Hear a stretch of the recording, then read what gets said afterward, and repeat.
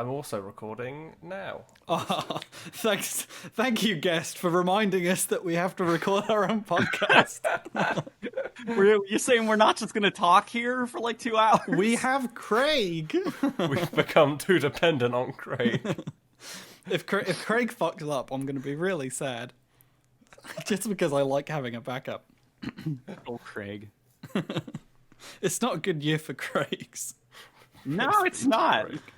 I feel like if you are called Craig and you are a Halo fan, you just God. really sad. Yeah. Well, to be fair, you could have just said if you're a Halo fan, you'd be really sad. Yeah, it hasn't been a good few years for Halo fans. Halo's had like a rough decade. We will definitely get into that with Alex, who failed to play a Halo game. It uninstalled itself. Anyway, I reckon that's as good an intro as any. This is the MSPoweruser Gamescast. This is episode 10 and the first episode of 2020 because I couldn't be bothered to start the podcast for the year without having a good guest on. Also, I realized I took the thunder away from you, Alex. I took away the Gamescast. Okay, first off, it's 2021 now. Is it? How dare you? Don't put us back into 2020. We've had How enough dare of that. you? It's current year. It is current year. You know what, Alex? How dare you? How dare me? Nothing has changed. It's still Time March. is meaningless now. Not only is time meaningless, but I've been shouting at people because the thing that I like to do is make myself angry. And As you do. And the thing that makes me slightly feel better is making other people angry. So I've been telling some people who are really into physics that time doesn't exist, and I've been telling my programmer friends that math doesn't exist. All of it's made up.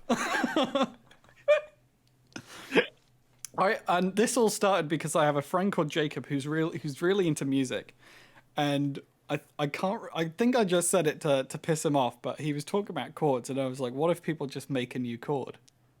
And he was like, that is physically impossible. And it became a running joke for like a couple of months. And then recently I was talking to him again. I was like, what if someone just made a new number? It's like, people could not make new numbers. And I was like, that is such horse shit. You know Google is named after a number, right? Yeah, Yes. Googleplex. I feel like everybody learned that when they were 10 years old. Unless they had their they're annoying 9 friends. years old now, then they didn't. Now they're unless learning you're it at 9 9. years old. In which case you have 1 year until your annoying friend tells you, did you know that Google is named after a real number? Well, that number was named by a 9-year-old. To be fair, yes, Google does sound like it was named by a 9-year-old. It who doesn't know how to literally speak. was named by a 9-year-old. Wait, Oh. literally? Literally named by a 9-year-old. It was the 9-year-old nephew of a mathematician. So a What? 9-year-old can create a number. Why can't anyone else? I can't wait for the next new number to be put to a poll on the internet. Yeah. A weekend. Next new number. New number just dropped.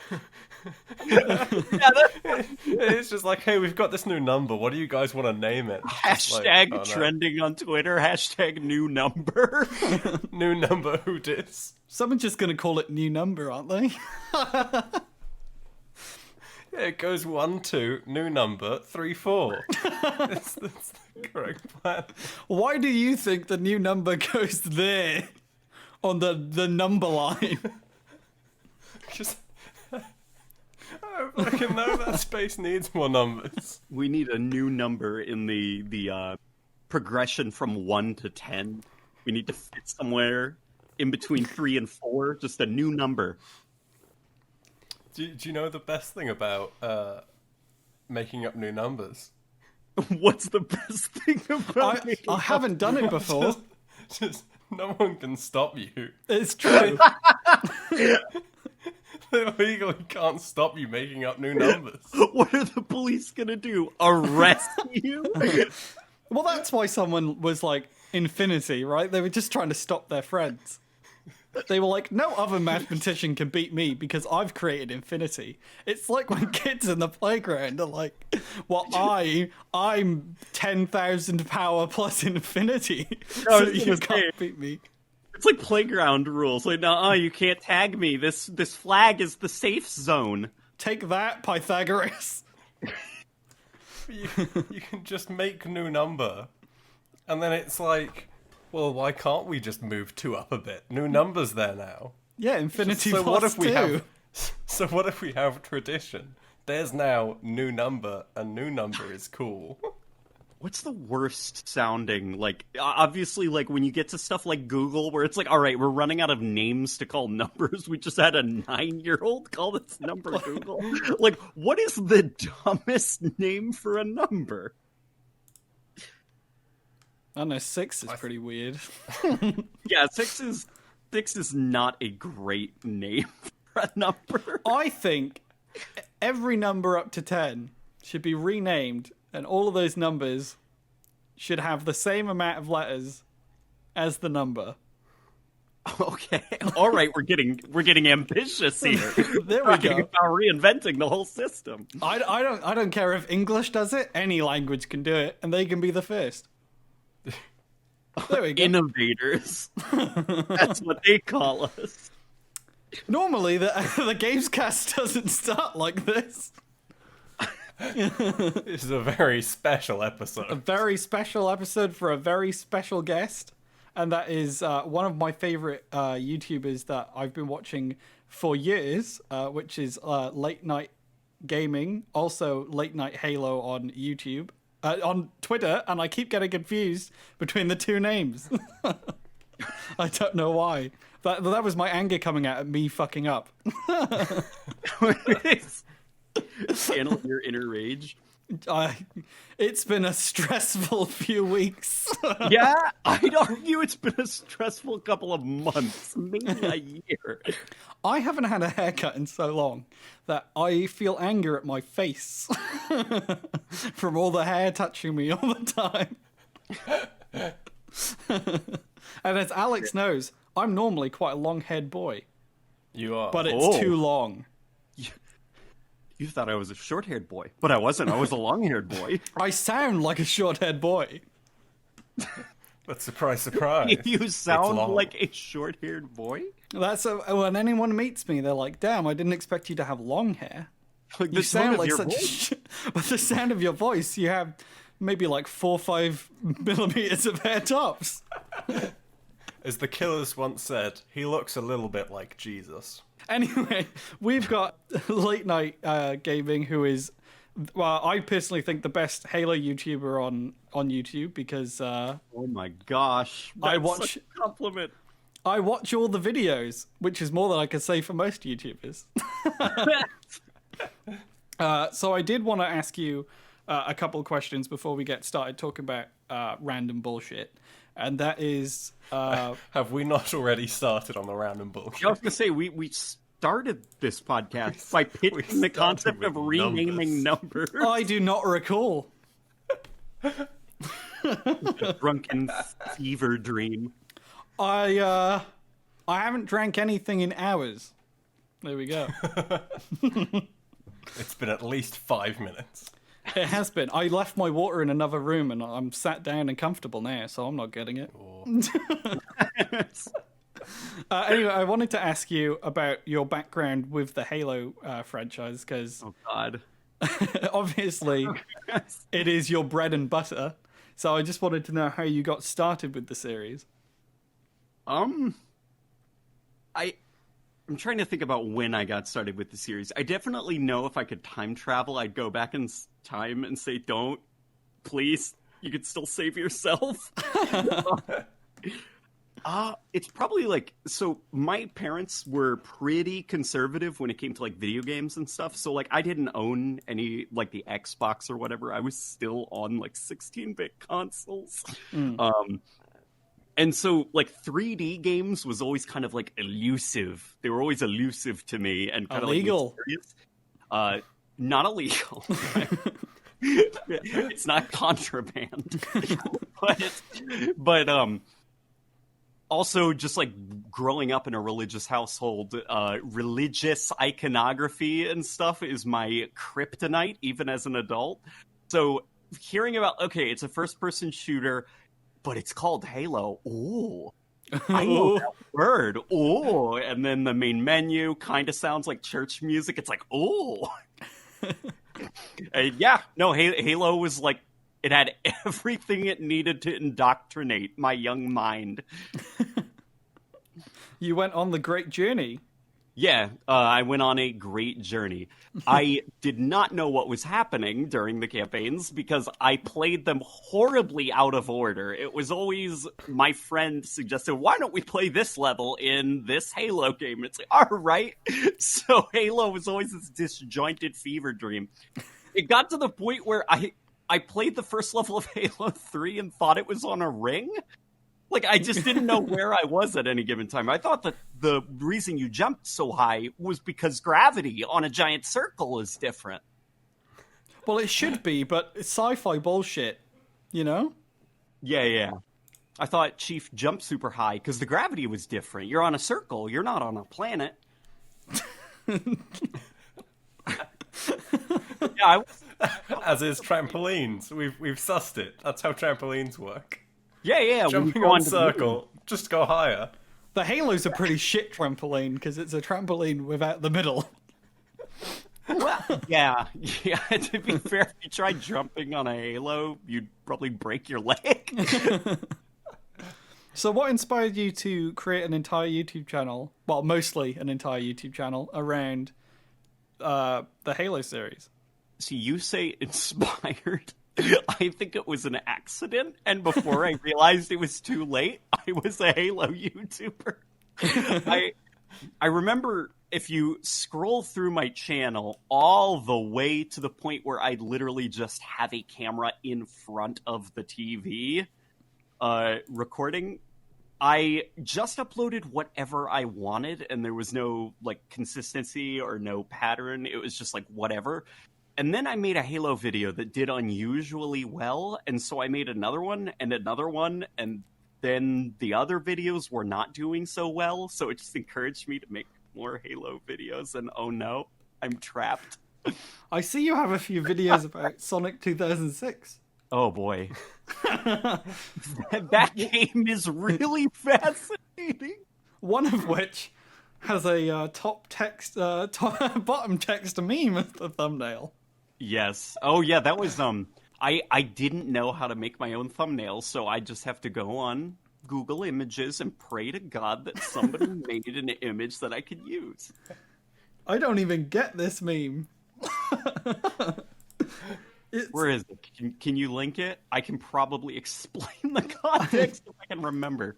I feel like my immune system has suppressed some of the cringeworthy memories from that period. There you go. Oh wait, YouTube was cutting it off. Okay, never mind. It's a I don't know what the format of the meme is, but it is an angry kid. It's the bottom text. Yeah, top text, bottom text. I couldn't tell you. The YouTube thumbnail had cut off the wins. This is the best game, so it just said ever, and then loses. This game is a. This game is a. And I was like, is this some future comedy that I don't understand? Yeah, I was gonna say that meme is like Velociraptor caliber. Do you remember Velociraptor? I do remember Velociraptor. That was before we knew to call memes. I think that was around about the time that people started using the word meme, and then people in high school didn't know it was pronounced meme. Do you mean memes? People would legitimately call them memes, not as a joke, and not as a bad joke, as a legitimate. Like that's it's how a very good joke. It's a hilarious joke. Have you ever like looked up the history of like those like Know Your Memes website where it like chronicles the life of a meme and tries to pinpoint where it came from? I only go on Know Your Meme when there's a new meme, and I have to admit that I'm getting old. Yeah. Know Your Meme is for the new hip young things the kids are saying. And when you need just a base template of a meme, because all the ones you Google have stuff on them. Yeah, It's we've just gotten to like, the give me a point where raw copy and that's fine. memes are almost becoming procedurally generated. Like, it can just be like a hyper saturated picture of Shrek with a handgun, and that's the it's new like, meme. I think it's Subreddit Simulator on Reddit. Oh no. It's entirely like AI generated, I think, and it occasionally turns out like really good memes, and it's just like, what the hell has this done? Like, how is this possible? You know, I was talking about this a few years ago, Alex, with I think you and ex MSPoweruser writer Ash, and I was talking about how we are on the precipice of Zoomer and Millennial, where we are in that weird. We are Zoomers, I think, but Maybe, who knows? I think yeah, 97 is the start, or 96 is the start, and we are right there. But we don't understand anything that they're doing, and so I feel out of touch because millennials have their shit housing to worry about, and I guess I do as well. But but they have a lot of problems that they are now starting to get really angry about, and I'm supposed to be having this fun, carefree Zoomer life, but I'm not allowed because I'm right on the edge. You exist in perfect balance. I'm falling off the third edge. There's these two groups on either side, and I've just found my own cliff to jump off. You rejected them all and decided to kill yourself in a different way.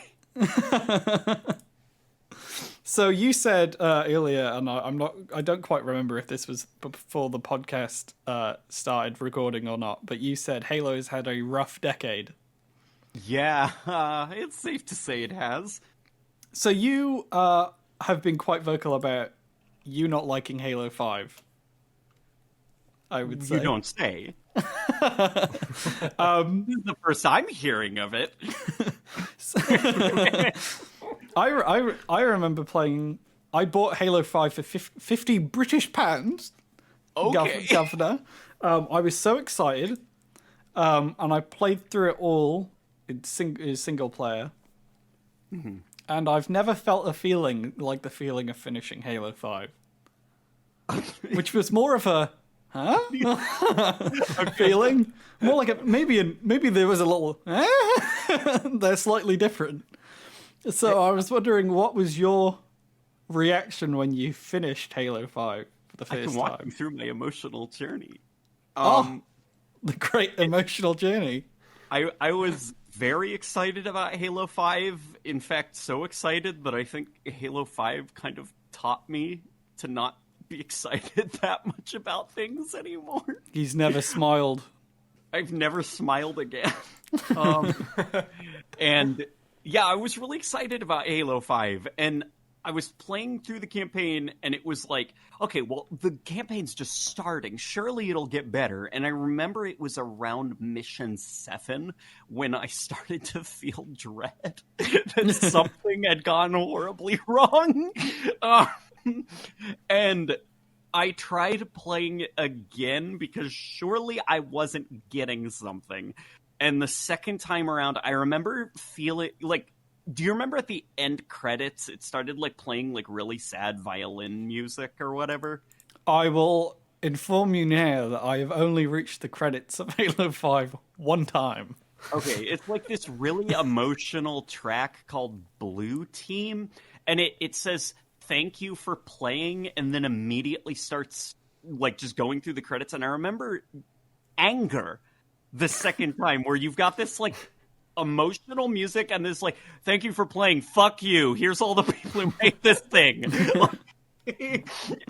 I just remember being really angry and upset. I every time I play a game that I've hated and it gets to like the production babies part of the credit, I go, you are the Antichrist, all of you. You're remembering the names responsible. I'm putting them on a list. They're going in a furnace.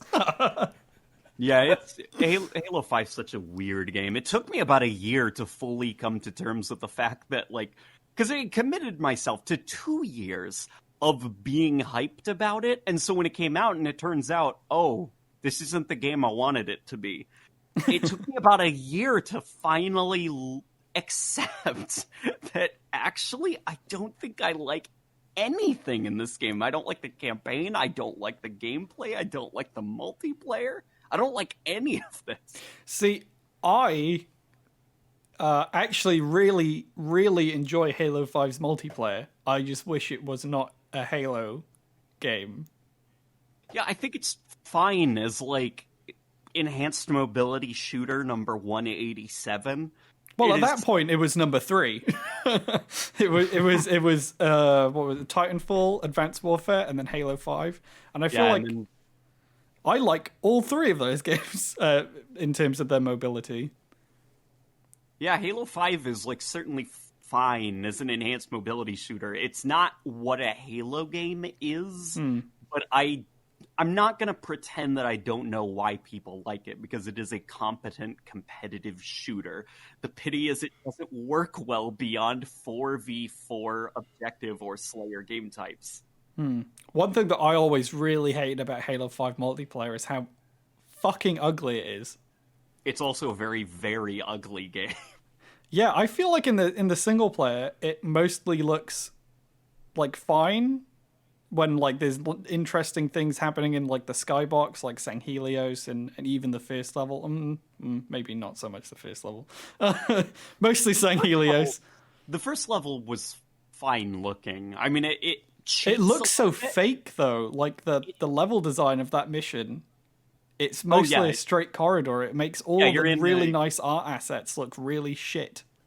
Yeah, you're in an outdoorador, as I've heard it called. I've never heard that before. Yeah, outdoorador. Yeah, it's transparently very, very linear. And the problem is, like, Halo first levels are always linear, but because there's a lot of interesting external stuff happening, whether it's, like, doors opening and closing, sneaking through air ducts, like, there's interesting level sandboxy things happening. The problem with Halo 5 is its idea of interesting is how many abilities can we give the player, not how interesting can we make the external environment and sandbox. So that first level plays just like all the other levels. I'm struggling to think of if there was a single sandbox level in Halo 5. There was a level where you got a vehicle, like there was a Warthog one in like a moon base or something, and there was Sanghelios, obviously, but they all felt like corridors. Yeah. Well, and it's like, so Halo 5's level design, I noticed that it has this frustrating trend of, like, vehicles are always, it's almost like they've been contained and quarantined to parts of the level. Like, whenever you see, like, Covenant stuff, like a Wraith, it's always trapped in a little area. Like, that Wraith can't move around the environment. It's always just there waiting for you in the distance. And you just go up to it and destroy it and then move on. You don't have anything like Savo Highway where you've got vehicles like all over the place. What's the snow mission called in Combat Evolved when you're Assault on the control room. Wait, is that the second one where you're coming out of the control room? No, that's 2 Betrayals. I feel like that mission was really interesting when you've got, if it was a flood mission, which a lot of people are, what's the word I'm gonna look for? Split on. Split, okay. But I thought that was one of the most interesting levels in Combat Evolved, where you've got the Flood taking on the Covenant for, I think, the first time. But there's also vehicles involved, and it is a complete clusterfuck, as it should be, narratively. Halo is always at its best, in my opinion, when there's a 3-way battle going on. Alex. Hello, I'm also here. I know about Halo. Alex, I want you to tell us your entire journey with Halo. And why has my iPad changed the word Halo to Hallo in German? Hello. I wrote it with handwriting, and now it has auto-corrected my handwriting. You've secretly become German. Congratulations. So my Halo journey started with Halo 3, and I mostly played Forge with my brother. That was like the Halo experience I had. Specifically on the one map with elephants, because boy do I love myself some big vehicles. Sandtrap. Yeah, probably. So I played a lot of that. And wait. When you said elephants, did you mean the vehicle, the elephant, or actual Yes, the elephant? vehicle. Okay, good. I don't know if there were actual elephants in the I game. don't think so. Not in 3. Yeah, I played a huge amount of that, just dicking about. And it just kind of became, like, there was no substance to it, but it was fun. And I played a few campaign missions, and I did not understand them. They were cool. They were big old FPS missions, and I was like, huh, neat. And then I did not care for them ever again. Now, Taurus, I'm going to tell you something that Alex has told me at his birthday party when we were in university together. And he told... Oh, this could be anything. I think I had brought over my Xbox One. No, you had your Xbox One there, and I brought over my PS4 for EDF. And I was like, Alex, can we play Halo 1? And you were like, no, it's one of those slow old games that feels bad. Oh no! That does sound like something I'd say. And then I got into a heated argument with you. And then I proceeded to get very drunk. Yeah, and then I got kicked out of your party for something I didn't do. As is the way, yes. Someone broke his Wii, and then I was told that I did it, and then I got kicked out. You were informed that you... Yeah, everyone got really angry, and I was sitting on the other side of the room, and they were like, Lewis, why'd you do that? And I was like, what? It wasn't even me. I'm still angry about that. That's amazing. So, since then, where you told me that Halo Combat Evolved was a slow, old, boring game, you decided this week, when I told you had to play a Halo game, that it would not be that one. Yeah, I originally wanted to play Halo Wars 2, because you specifically asked me to play a main series Halo game, and I didn't want to do that. I wanted to do the opposite. Yep, that sounds like you. And then, for some reason, while I did have Master Chief Collection installed on Game Pass, it decided to not be on Game Pass anymore and completely uninstalled itself from my hard drive. So that was fun, and nice. it's like 120 gig, so that hasn't downloaded. Yeah. Yeah, there's a lot of gigabytes of Halo. Once it's downloaded the first part, you can... Actually, on PC, you can just select which game you want to download.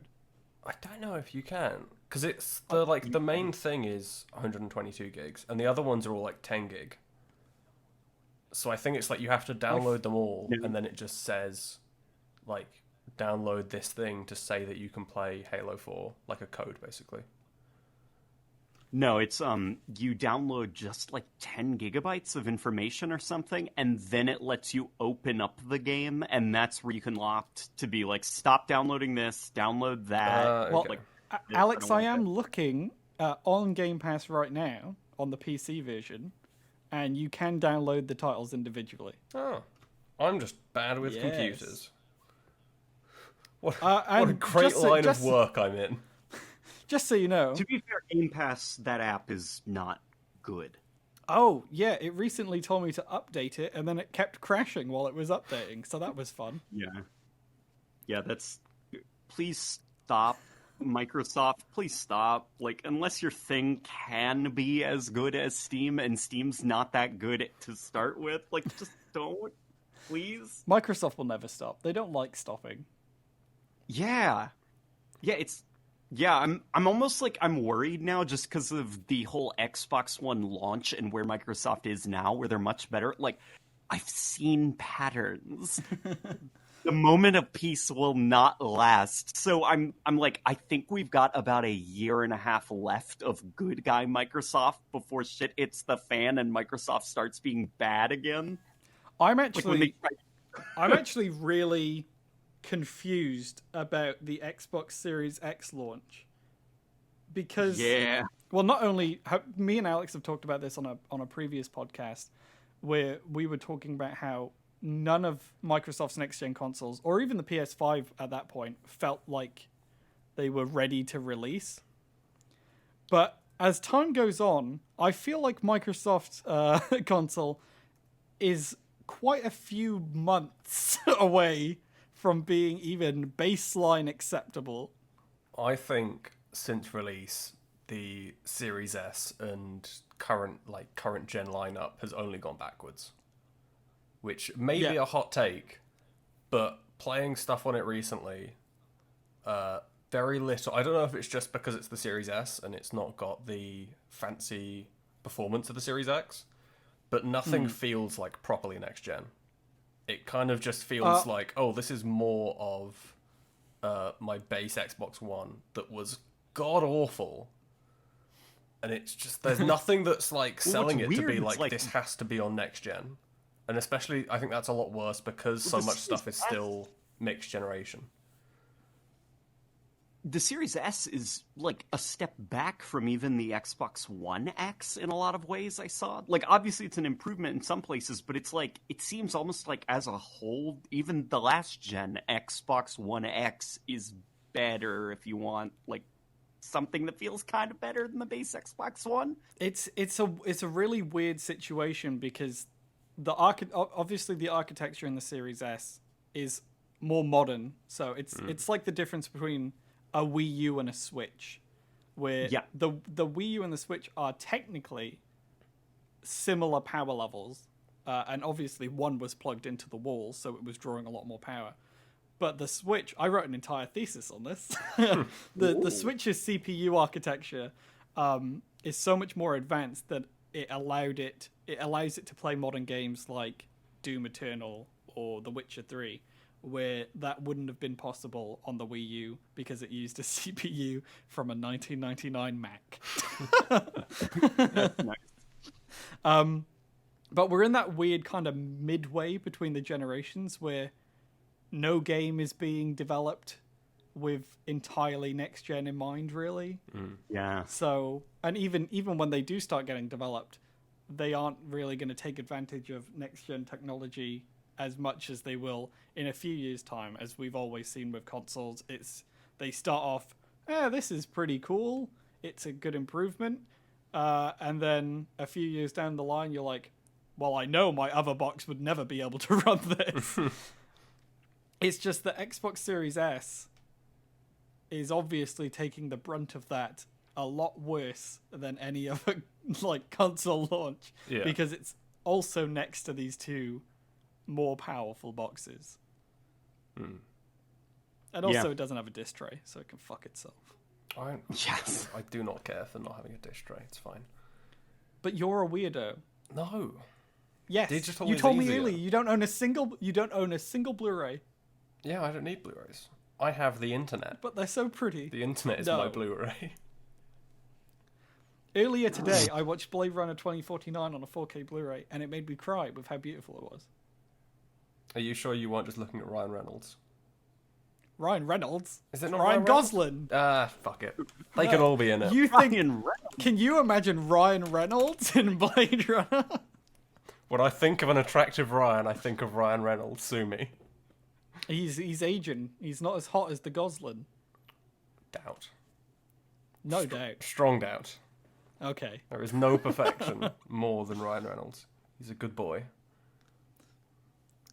So one thing that I was going to do before this podcast started was I was going to read Halo Ghosts of Onyx in preparation for this podcast because Taurus had read it like a month ago.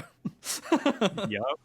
And I did start it a few days ago, but I got massively distracted with whatever YouTube video was on, and the YouTube video is 3 hours long.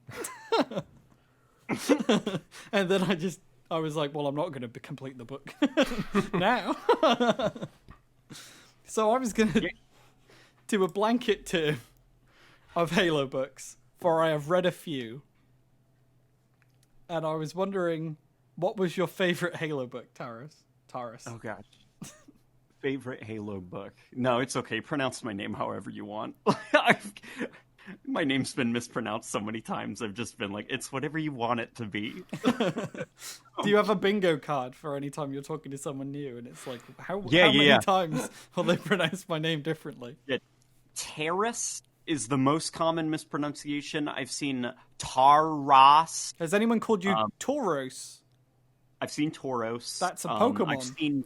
I've seen Terra, and then those people are horribly disappointed when a woman doesn't meet them, and it's instead me. Wait, is Terra a real name? I thought Terra was just the name of a Kingdom Hearts character. It's the name of a Kingdom Hearts character. It's also the name of a woman. Huh. It's a female name. I've never met a Terra. And male people who are meeting me for interviews or whatever, they're horribly disappointed when they find out a Terra is not meeting them. Rather, it's a Terras, which is me. So what you're telling me is those people interviewing you have not done their research and have not just not done their research. Clicked a single video. Yeah. Very disappointed in them. Yeah. Yeah. But, as far as, oh god, okay. I am completely losing. What were we talking about? Halo books. I just had a stroke. I've got the note Halo book, and for some Halo reason books. I have drawn a circle around it. And that's Halo the books. only thing that has a circle next to it or around it. I'd say, yeah, Ghost of Onyx is close to being my favorite Halo book. I just think it was really good. Those 10 pages I read were riveting. Okay. The thing about books, so I have ADHD, so it's really hard for me to get into reading. But I know how my brain works, so I can trick it. The thing is, I have to just keep reading, and eventually I hit a threat. It's almost like if you've stayed up over 24 hours, you know how you hit that point where you almost catch a second wind? Yeah. And now you can't go to sleep despite you being so tired. It's like that with reading, where if I just keep reading, eventually I hit that point where now my brain can't disconnect from the book. You know what? I am extremely similar. Like, I've been reading the Halo, the Greg Bear trilogy. Mm-hmm. And when I was... gosh. And they are... Good luck. I've nearly finished the third one. Oh boy. I'm like a couple of chapters away from finishing it. But when I started reading them, my eyes would just like fall off the page. But when I was like 3 chapters in, I was like, yeah, now I'm feeling it. Now I can read. Yeah. Yeah. These words are just they are firing into my my brain. Vividly hallucinating while taking in these words. I found the second book really hard to picture, and I don't know why. It's the only book I've ever read that I can't picture a lot of the things that are happening. The second book in general, I think it's paced very strangely, and I don't think it works. Like, I get what they're trying to do. They're trying to kind of do a meta thing where it's like, oh, you got some characters on a Halo ring that are trapped there. It's just like the first Halo game. But they don't have vehicles, so they're going to spend 200 pages walking. Just walking and just talking about anything Greg Bear cared about at that moment. He's like using the characters as an excuse to babble incoherently about what he thinks the universe is. So because I've got repetitive strain injury, I can't hold a book open at the moment. But I bought the physical books, and I was like, well, I'm not going to buy the fucking books again, so I'm going to pirate the ebooks. And I've bought the books already, so I own them. And the second book in the Forerunner trilogy, the pirated version that I had was so badly formatted that there were little bits with it would break up words with symbols, but it would be like the first bit of the word and the last bit of the word would be the right thing. So I had to teach myself to read around these symbols That is amazing. for 350 pages. That is incredible. Go me. Now, see, the best way to do that, if you've got attention problems, is get yourself a bin of Legos or a sketchbook or something and just be like a tiny little kid and your mom is reading to you. Only your mom is now an ebook. I don't think my mum can read. I'm not kidding. Do you want to elaborate? That was extremely vague. I have never seen my mum read anything. Okay. She only ever calls. I mean, my guy, I haven't ever seen my mom use the bathroom, but I'm pretty sure she does, right? I don't know. Now that I'm thinking about it, I don't think my mum can read. I don't think England exists, because I've never been there. But even like the texting thing, I'll text her, she'll call me. It's like she doesn't, and she always goes, "What's up?" To be fair, I haven't talked to my mum in like 4 years, so maybe it's changed. I was gonna say, also, elderly people seem just baffled by technology. That is true, but she does keep buying phones. To case in point. This one isn't working for me. It doesn't read to me. I'll try the new one. That's like my last phone. I was able to get it. It was an iPhone 4, and I was able to. Yeah, I was able to keep it alive long past its. And the iPhone 4 also, I just think generally was the worst phone I have ever used. It was malfunctioning from day one, and it finally just shattered. Like the screen had completely shattered, and stuff inside of it got like messed up. So I needed a replacement. I couldn't just fix it. And I just like out of spite, I still have the shattered phone. And I'm thinking of like laminating it or something, almost like stuffing a wolf that I had to hunt. Where I'm like, look who won in the end. That's really morbid. Yeah, but that phone sucked. My worst ever phone was this weird square Nokia phone that I had when I was like 8 years old. So this was before smartphones. It died because it fell out of my pocket onto a road and got ran over. While I was on the way to go feed some ducks. A passion I still have. You passionately feed They're ducks. good It's ducks. true. Stoke has very good ducks. I don't feed the ducks. Fuck the ducks. I feed the geese. I love geese. The way they waddle, it's so cute. I have a cup that I fill with bird feed, and sometimes when they're really nice, I get down on my knees and I feed them out of the cup. That's so sweet. I fucking love geese. I have so many pictures of geese on my phone. What are your opinions on avians as a whole? Just birds in general. I don't care for them. No? Not really. I mean, I don't hate them. Like I'm one of the few people that like pigeons. We have a terrible bakery up in the Stoke town centre called Pound Bakery. It's known for its cheap food. So if I'm extremely hungry, I will buy something there and I will eat as much as I can stomach because I don't want to spend any more money. And if I can't finish it, I'll feed it to the pigeons. Oh. Yeah. And everyone hates pigeons. It's like it's not their fault they exist.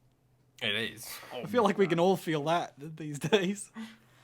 The YouTube algorithm just being super weird. It's been recommending me videos on cockatoos, like the crazy white birds with the head crest, and they're just like absolutely bonkers. I got Like, recommended an something entire is YouTube wrong. channel about an elderly American man who feeds raccoons. I am now subscribed. That's you could. But on the topic of cockatoos, that was like my gateway drug into really liking birds. Because cockatoos are basically a bird dog. Yeah, they're very excitable. Yeah, they're crazy. I have a cockatiel back in Wales. Oh my god! Like the little yellow squeaky ones. This one's blue. Okay. Her name is Robin. Her full name is Robin with a Y. Her last name is with a Y. Which I named cleverly. I will add. She is named after the girl that goes missing in the Tom and Jerry movie.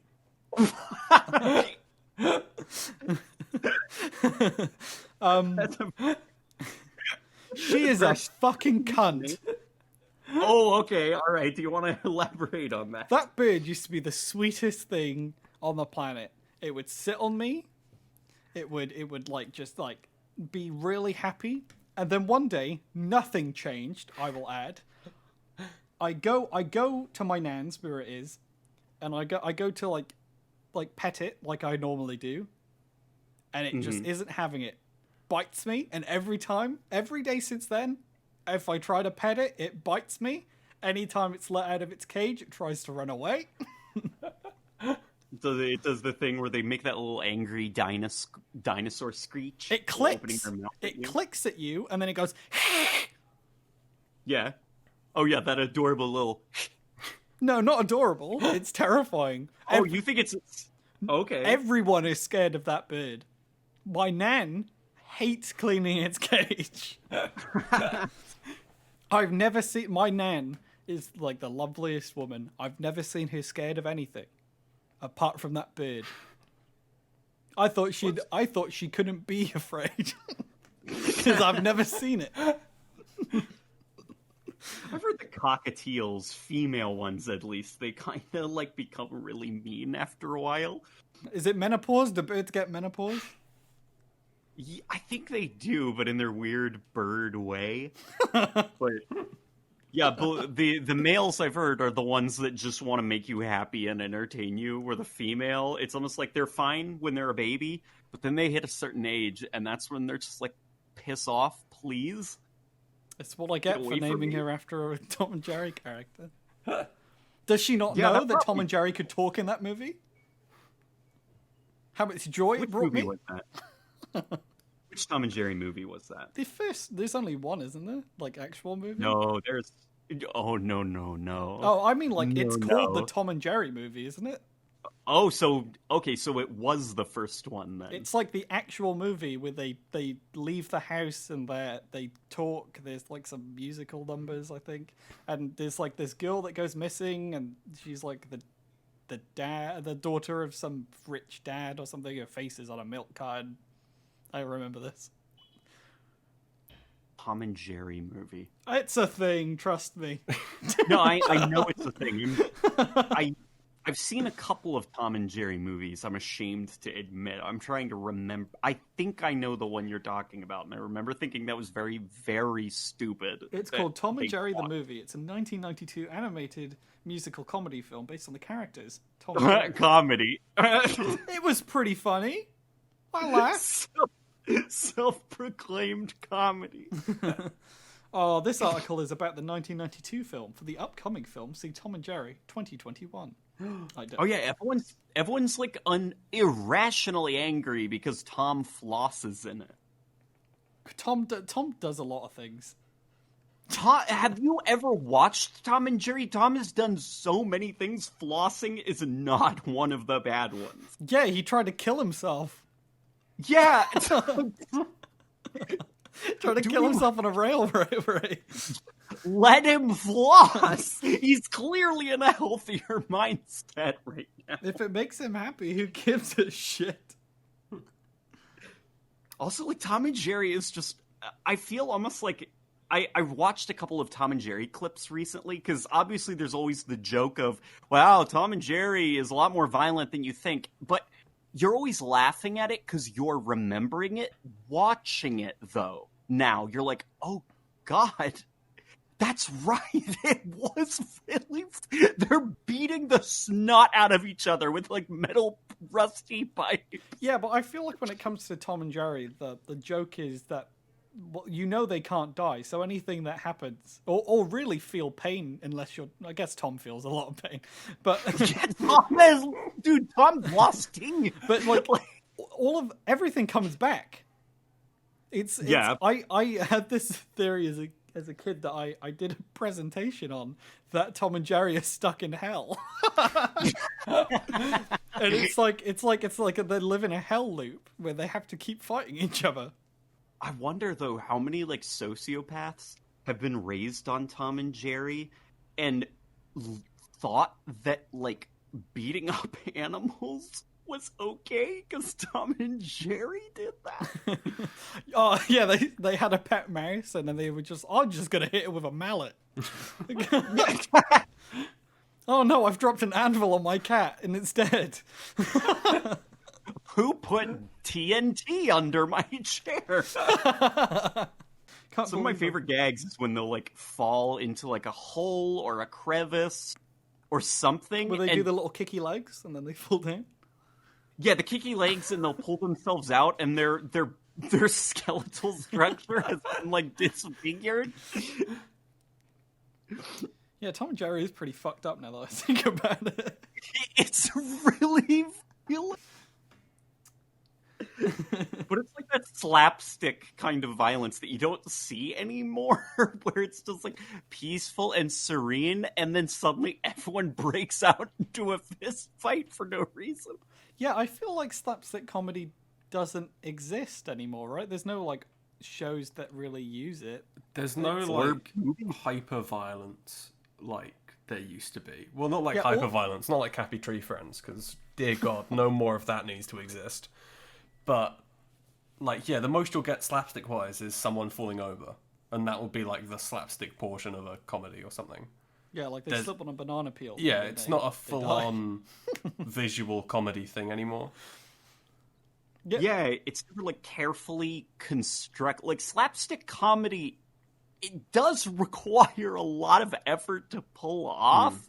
You can't just start screaming and yelling because then you get Saturday Night Live, and that's not funny. American topical reference right there. We definitely know about Saturday Night Live. I made a Saturday Night Live type of joke there where I just did reference. Laugh, please. I thought that was Family Guy. Where's our laugh track? Dear God, where's our laugh track? You remember that time where I watched Saturday Night Live? Remember that time when Gary Busey stayed in our shed? It's like that kind of humor where you're just like, that's not a joke though. I was watching a video on the Family Guy video game, and Peter Griffin does those little, remember that time, blah, blah, blah, and then they make a mini game about it. One of them is, remember that time when I was black? Oh. And then Peter Griffin black faces and does a very racist accent. And I was like, well, this exists. Imagine being the voice actor. I don't know who. I don't know think if it's Seth MacFarlane cares. Was he doing the voice for the video game as well? Yeah. All the voices were. I mean, most of the voices in the show is Seth MacFarlane. Oh yeah, Seth MacFarlane is in love with himself. Of course he did the voice in the video game. People want me? I was going to say, if it was someone else, imagine how awkward that would have been. Going into like the recording booth and being like, okay, in your blackest voice possible, please butcher these lines. Well, the no. key to being a skilled voice actor is that you can do the voice of your character doing an impression of somebody else. So it's, can you do your best Seth MacFarlane voice, but Seth MacFarlane is also doing a very racist accent. And then that person has to go, not only can I do that, but I've been practicing. I've been preparing for this my entire life. Fuck's sake. Is Family Guy still a thing? Yes, it's ongoing. They're still doing it. Yep. People still watch it. Why? I don't know. I feel like it's one of those things like The Simpsons, where it's like, it's always on. So the people who watch TV still watch it. Whenever I watch New Simpsons, it's because I'm curious what New Simpsons is doing. Because obviously it's not the same as old Simpsons, otherwise everyone would still care about it. So I'm just like, how much has it gone down the drain? I will watch one episode and then be like, oh. The last time I watched The Simpsons was when I think I was in sixth form at the time, so this would have been like 5 or 6 years ago. And it was when they did that big PR thing where they were like, oh, Homer and Marge are going to actually break up for the first time. And I was like, I guess I'll watch it. And then they got together right at the end. So, Of course they did. yeah. It's like the Simpsons movie. That made me really sad when she was like, and I recorded over a wedding tape, homie.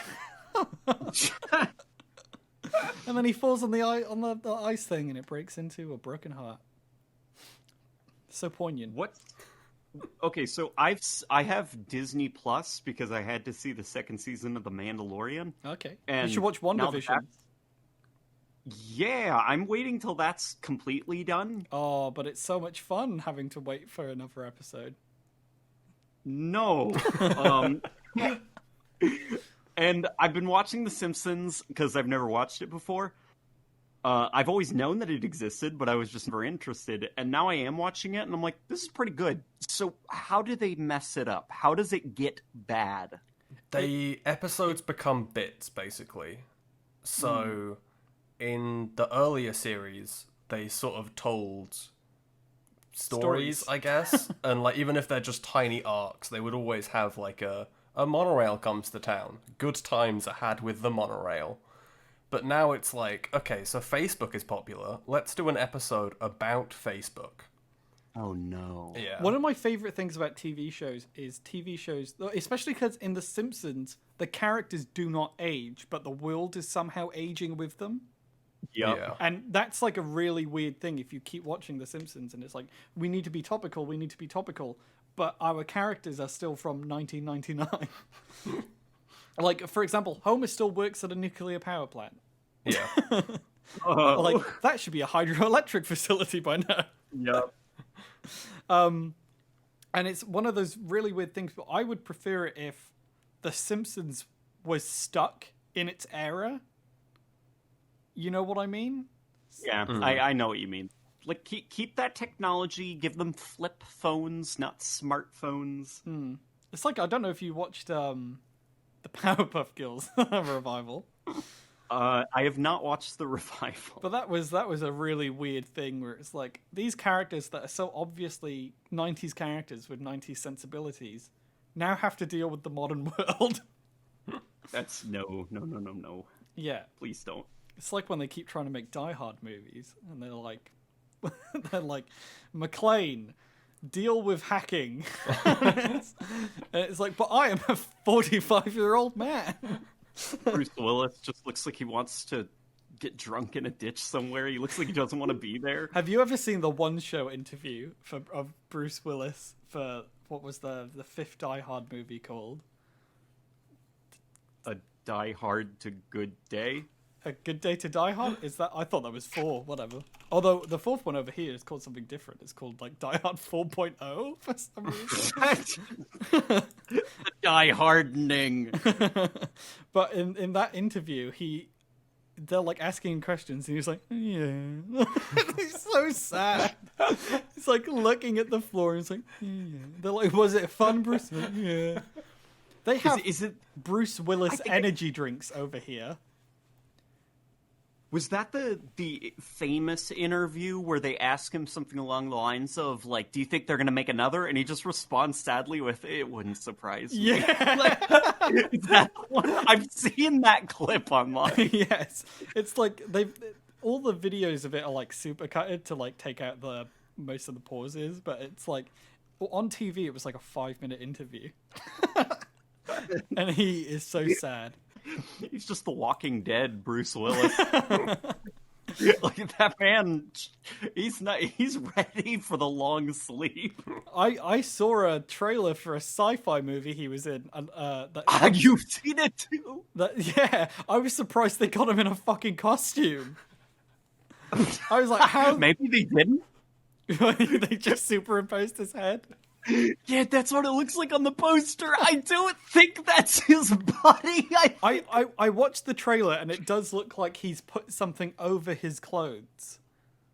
So yeah, I think he was like, well, I'm putting it on, but I'm not getting undressed to get in like the full costume. I'm just gonna put this on what I've got. They had to use CGI to remove the brown stained sweatpants he was wearing. He's wearing his like beer stained wife beater. I don't know what those vests are called, but that's what they call them over here. The white vests? Yeah, the white definitely. vests with like the lines down them, the like cotton. We do not call them wife beaters Over here, anymore. they're definitely called wife beaters.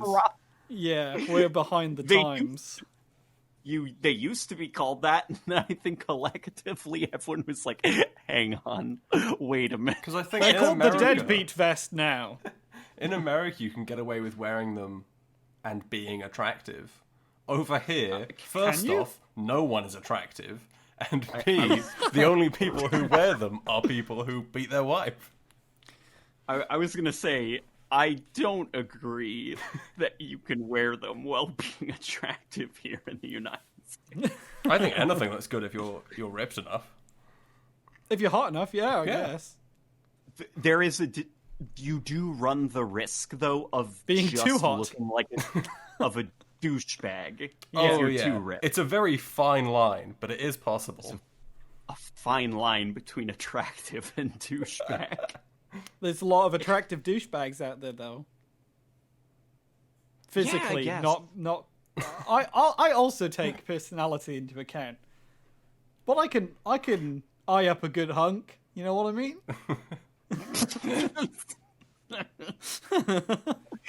Anyway, video games.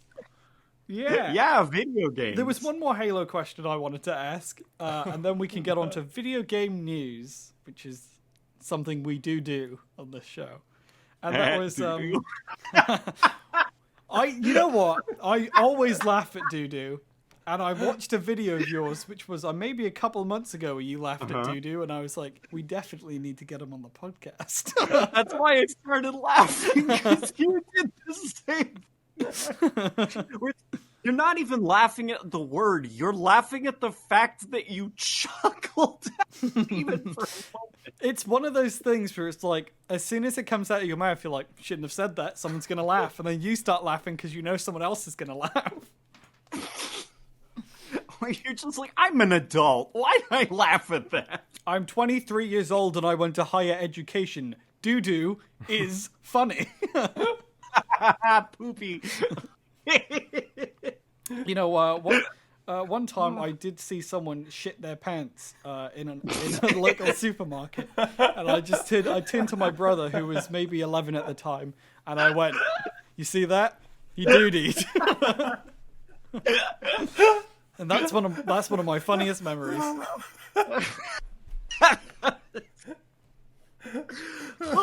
That was the same month I saw someone do a dead drop at the same supermarket. But was it the same guy who dude? I don't think he dude.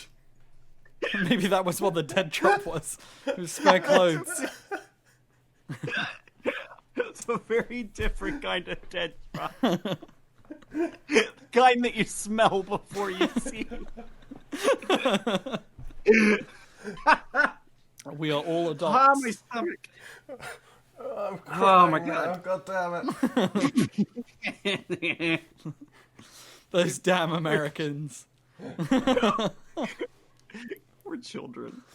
One thing that I was thinking about when I was like, what can we talk to the Halo YouTuber about? That is Halo. Yeah. And I was remembering a fake leak that went around a few years ago, and it was Halo Gravemind. Okay. And I was like, I damn. was really hoping you were just going to say Halo gravy. I don't care what it is, but I want some Halo gravy. Halo themed gravy. What, it just like falls out in little Halo ring shapes? Well, just like, could you imagine how fucking pathetic that would be if they Double XP with Halo gravy. It's like Monster Energy, but inside the can it's just gravy. You unlock... you... Like just the Master Chief on a brown bottle of gravy. He's riding a Covenant gravy boat.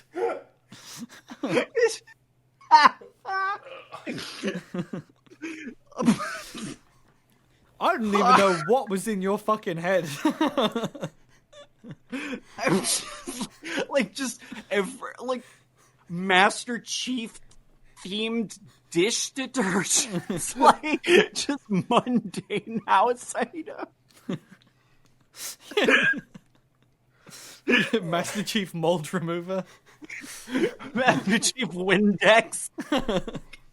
Kills 99.9% of germs, not including the flood. Master Chief Gravy. That, I think, is awesome. I mean, Halo's been doing some fucking weird promotions recently, right? They got their Taco Bell. They got their Butterfinger. I don't even know what the fuck a Butterfinger is. They don't sell them over here.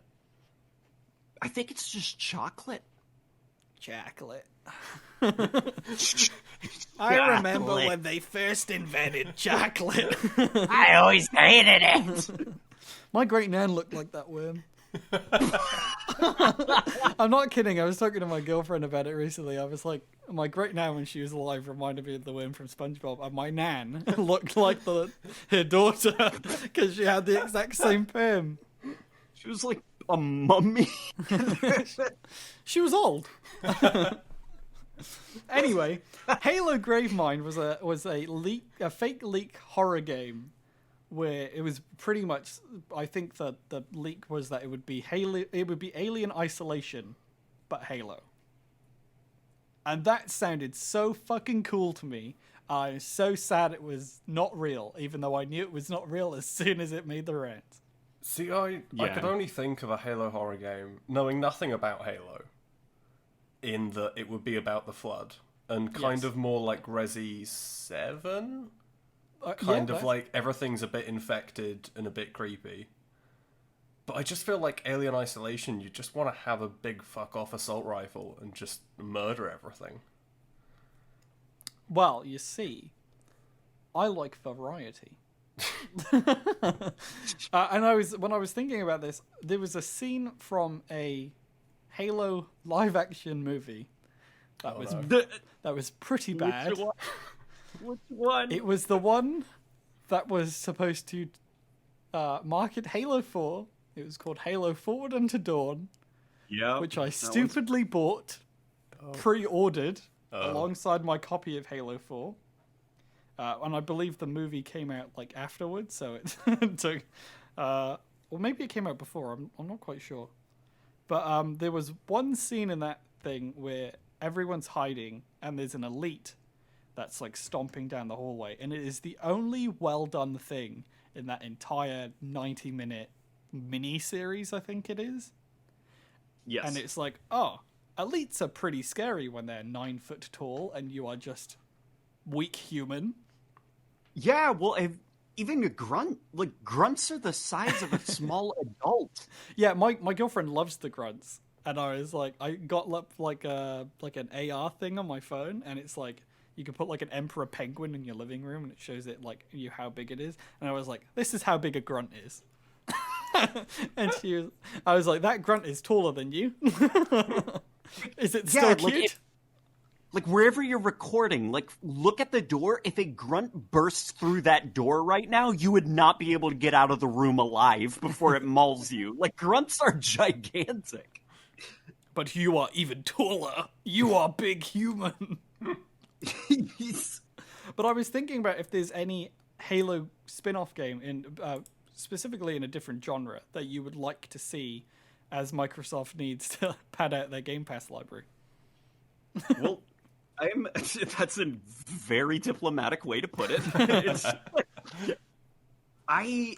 It's hard to say because Halo, I think I also tie Halo to its game mechanics. Like Halo, as well as being a setting, is also a very specific set of rules in a first-person shooter. So I don't... Oh, man. Okay. People love Halo Wars. People really like Halo Wars. Maybe having a Halo game that is like... So I've been recently playing Operation Trebuchet. Yes, I love that video. I do think the Halo community is full of enough science fiction nerds who know the ins and out of outs of that universe like the back of their hand, I do think there is an audience for a Halo milsim game. Okay. Like military simulation game where it's like 343, don't worry about a story, don't worry about any of that. Create a set of disgustingly in-depth gameplay mechanics that are hyper-realistic and then just release it to the community with mod support and let them make content for it. That would be pretty sweet. Yeah, people would absolutely eat that up. They'd be entertaining themselves for years like Arma has been doing with its community. But I feel like if there's a Halo spin-off game, they also need to make it work on consoles. And I don't know if Arma works with a controller very well. A controller can be used with it. I don't know though if it works. You gotta get the fucking Steel Battalion controls. Yeah. That, you know what? You saying something like Steel Battalion, I think a flight sim.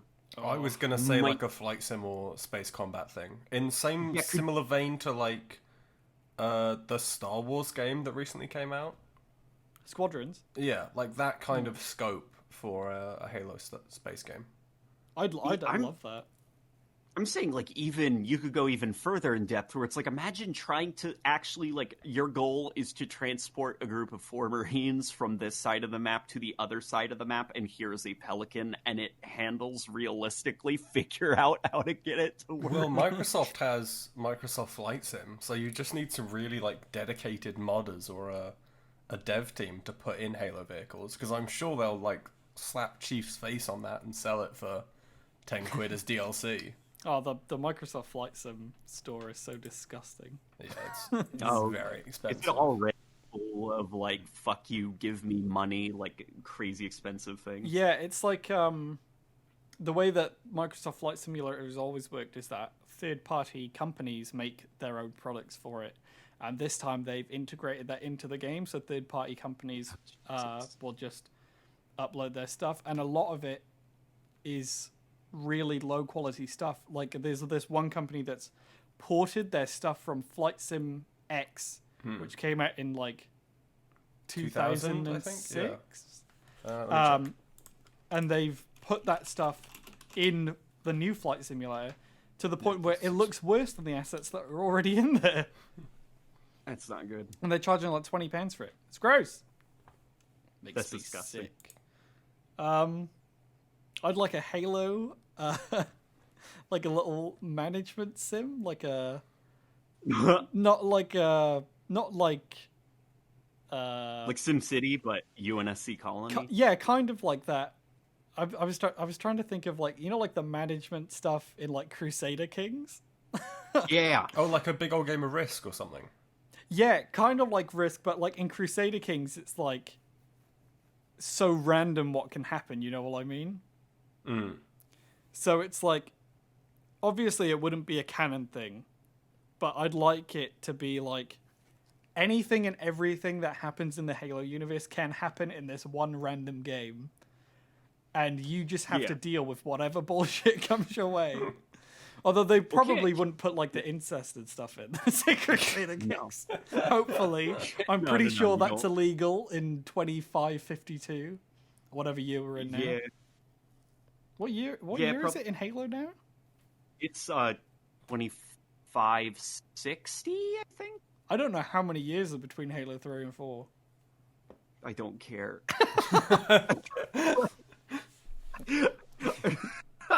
Who do you think I am? Hidden Xperia?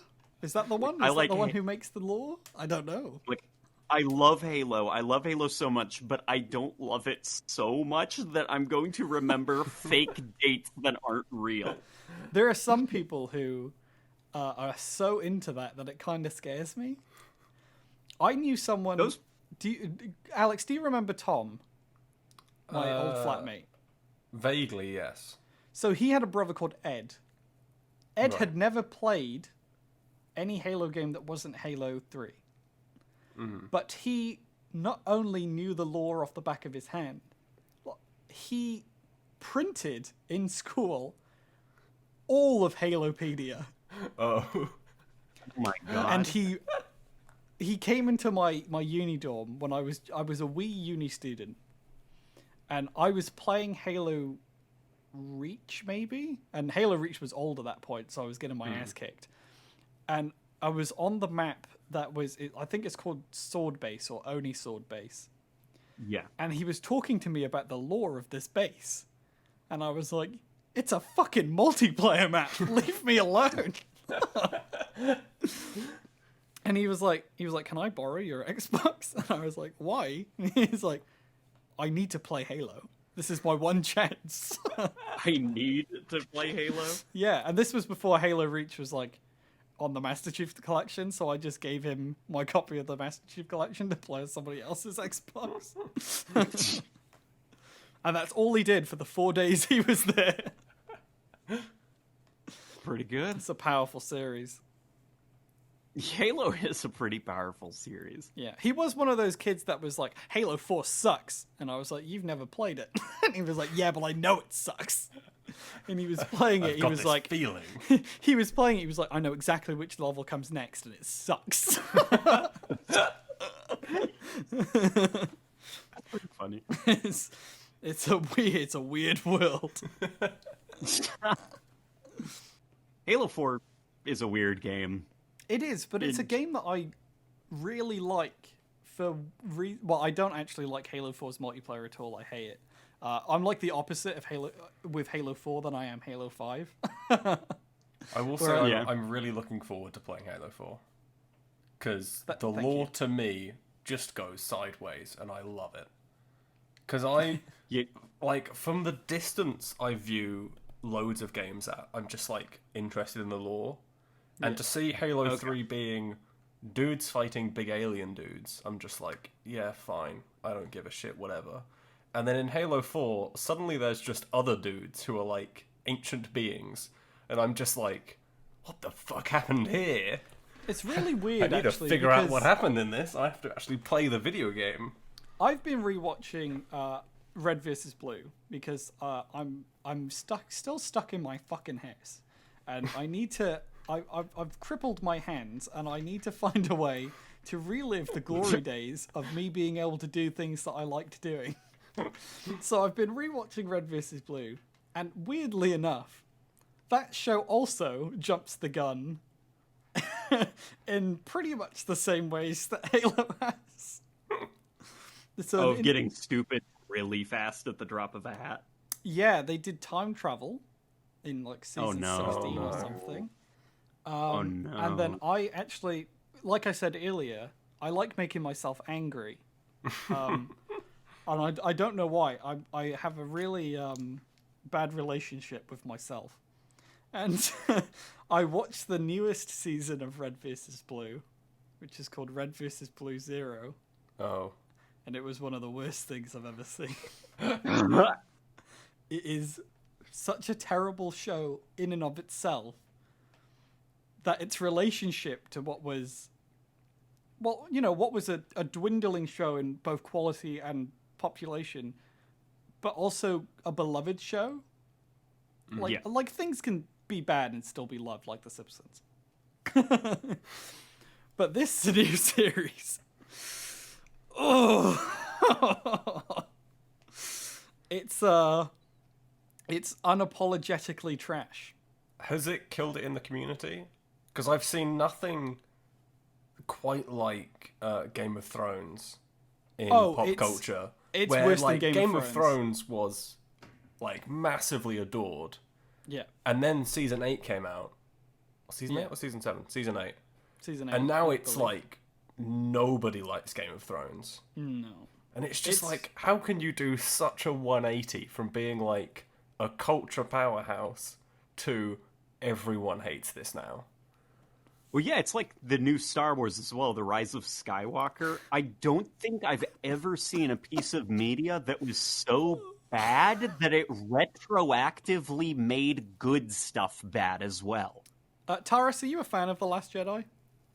I am a fan of The Last Jedi because I appreciate what it sought out to do. I love The Last Jedi. I adore that movie. Were you like, when I asked you that question, you were like, uh-oh. I was trying to think of the best way to put it because I don't think it was the correct movie to make, but I also don't think it is a bad movie. I think, in fact, the worst part about The Last Jedi now is what The Rise of Skywalker did. Yeah. Because The Last Jedi was a super interesting middle chapter, and what it set up could have been very interesting. Mm-hmm. The idea of, like, okay, the Sith suck. Also, the Jedi really suck as well, as the prequels taught us. Yeah, it makes total sense that Luke's attempt at reviving the Jedi Order would also fail. Like, guys, the Jedi Order sucks. We need a balance between the two. And I don't know why people were surprised about this. This is a really big sci-fi trope, to the fact that it is in Halo as well. The idea of history repeating itself, cyclical events. Cyclical. We have in Halo, we've got the precursors, then the forerunners, and then like humanity and the Covenant.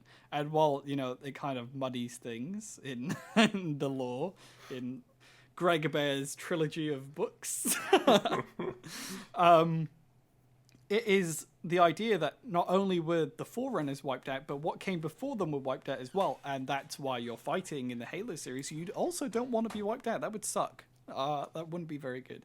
So, and Star Wars has... Precursors are very cool, but it's very silly that... Remember the ancient alien Forerunners? Well, those Forerunners have Forerunners. But I think it is... It's that thing of... like Prometheus, where they want to find out what their creators are. It's like everybody wants something to come before them. And it makes sense that if this race of beings wiped out all life on the galaxy, there is something that could have come before that. Obviously in the mainline Halo games there would be next to no evidence of, because they wiped out all organic matter. I agree there, except for the fact that they're called precursors, which is like, we already have Forerunners, we need another name for ancient alien. But isn't precursor the Forerunner name for them? It's not their own name, right? Well, whereas the Forerunners call themselves Forerunners. Yeah, that's very stupid. That's very dumb that the Forerunner... Like, I get why it's supposed to be like, oh, it's an egotistical pride thing. I'm like, no, it's just really dumb. Yeah, you're saying that you came before, when you did not come before.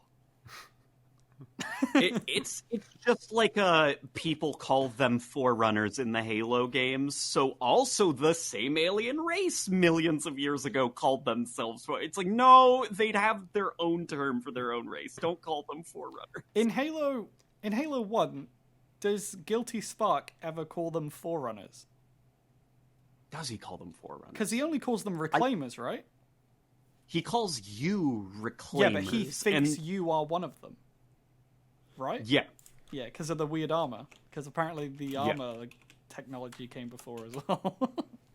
I think Guilty Spark does call them Forerunners. Or Chuckus. Or Chuckus, if you're dumb. Now, Chuckus is fine. I actually really like the story of Guilty Spark. I think it's one of the most interesting stories of the Halo universe. It is very cool. I am of the opinion that the silly AI that hums to itself did not need this, like, Marvel Cinematic Universe-esque backstory. Wait until you get to his WandaVision book.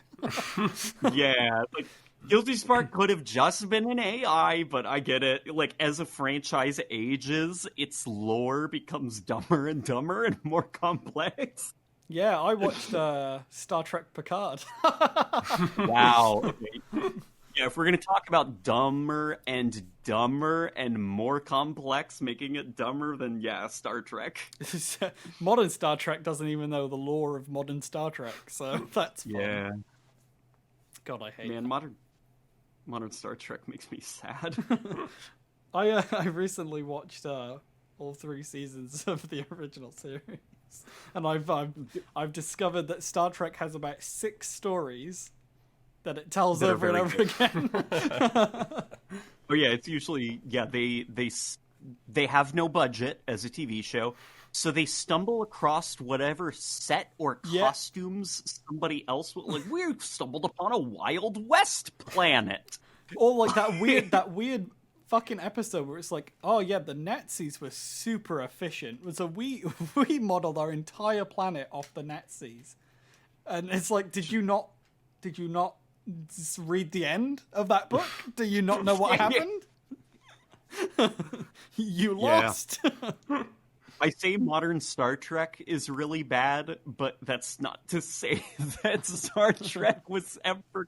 I think Star Trek was always good in fleeting moments. Oh, yes. There are... People said that the movies of Star Trek, like the original movies of Star Trek, were really bad. But they are the best Star Trek original, like, series content there is. By far. Yeah. Maybe we should get onto news. Oh, are we still talking about Halo?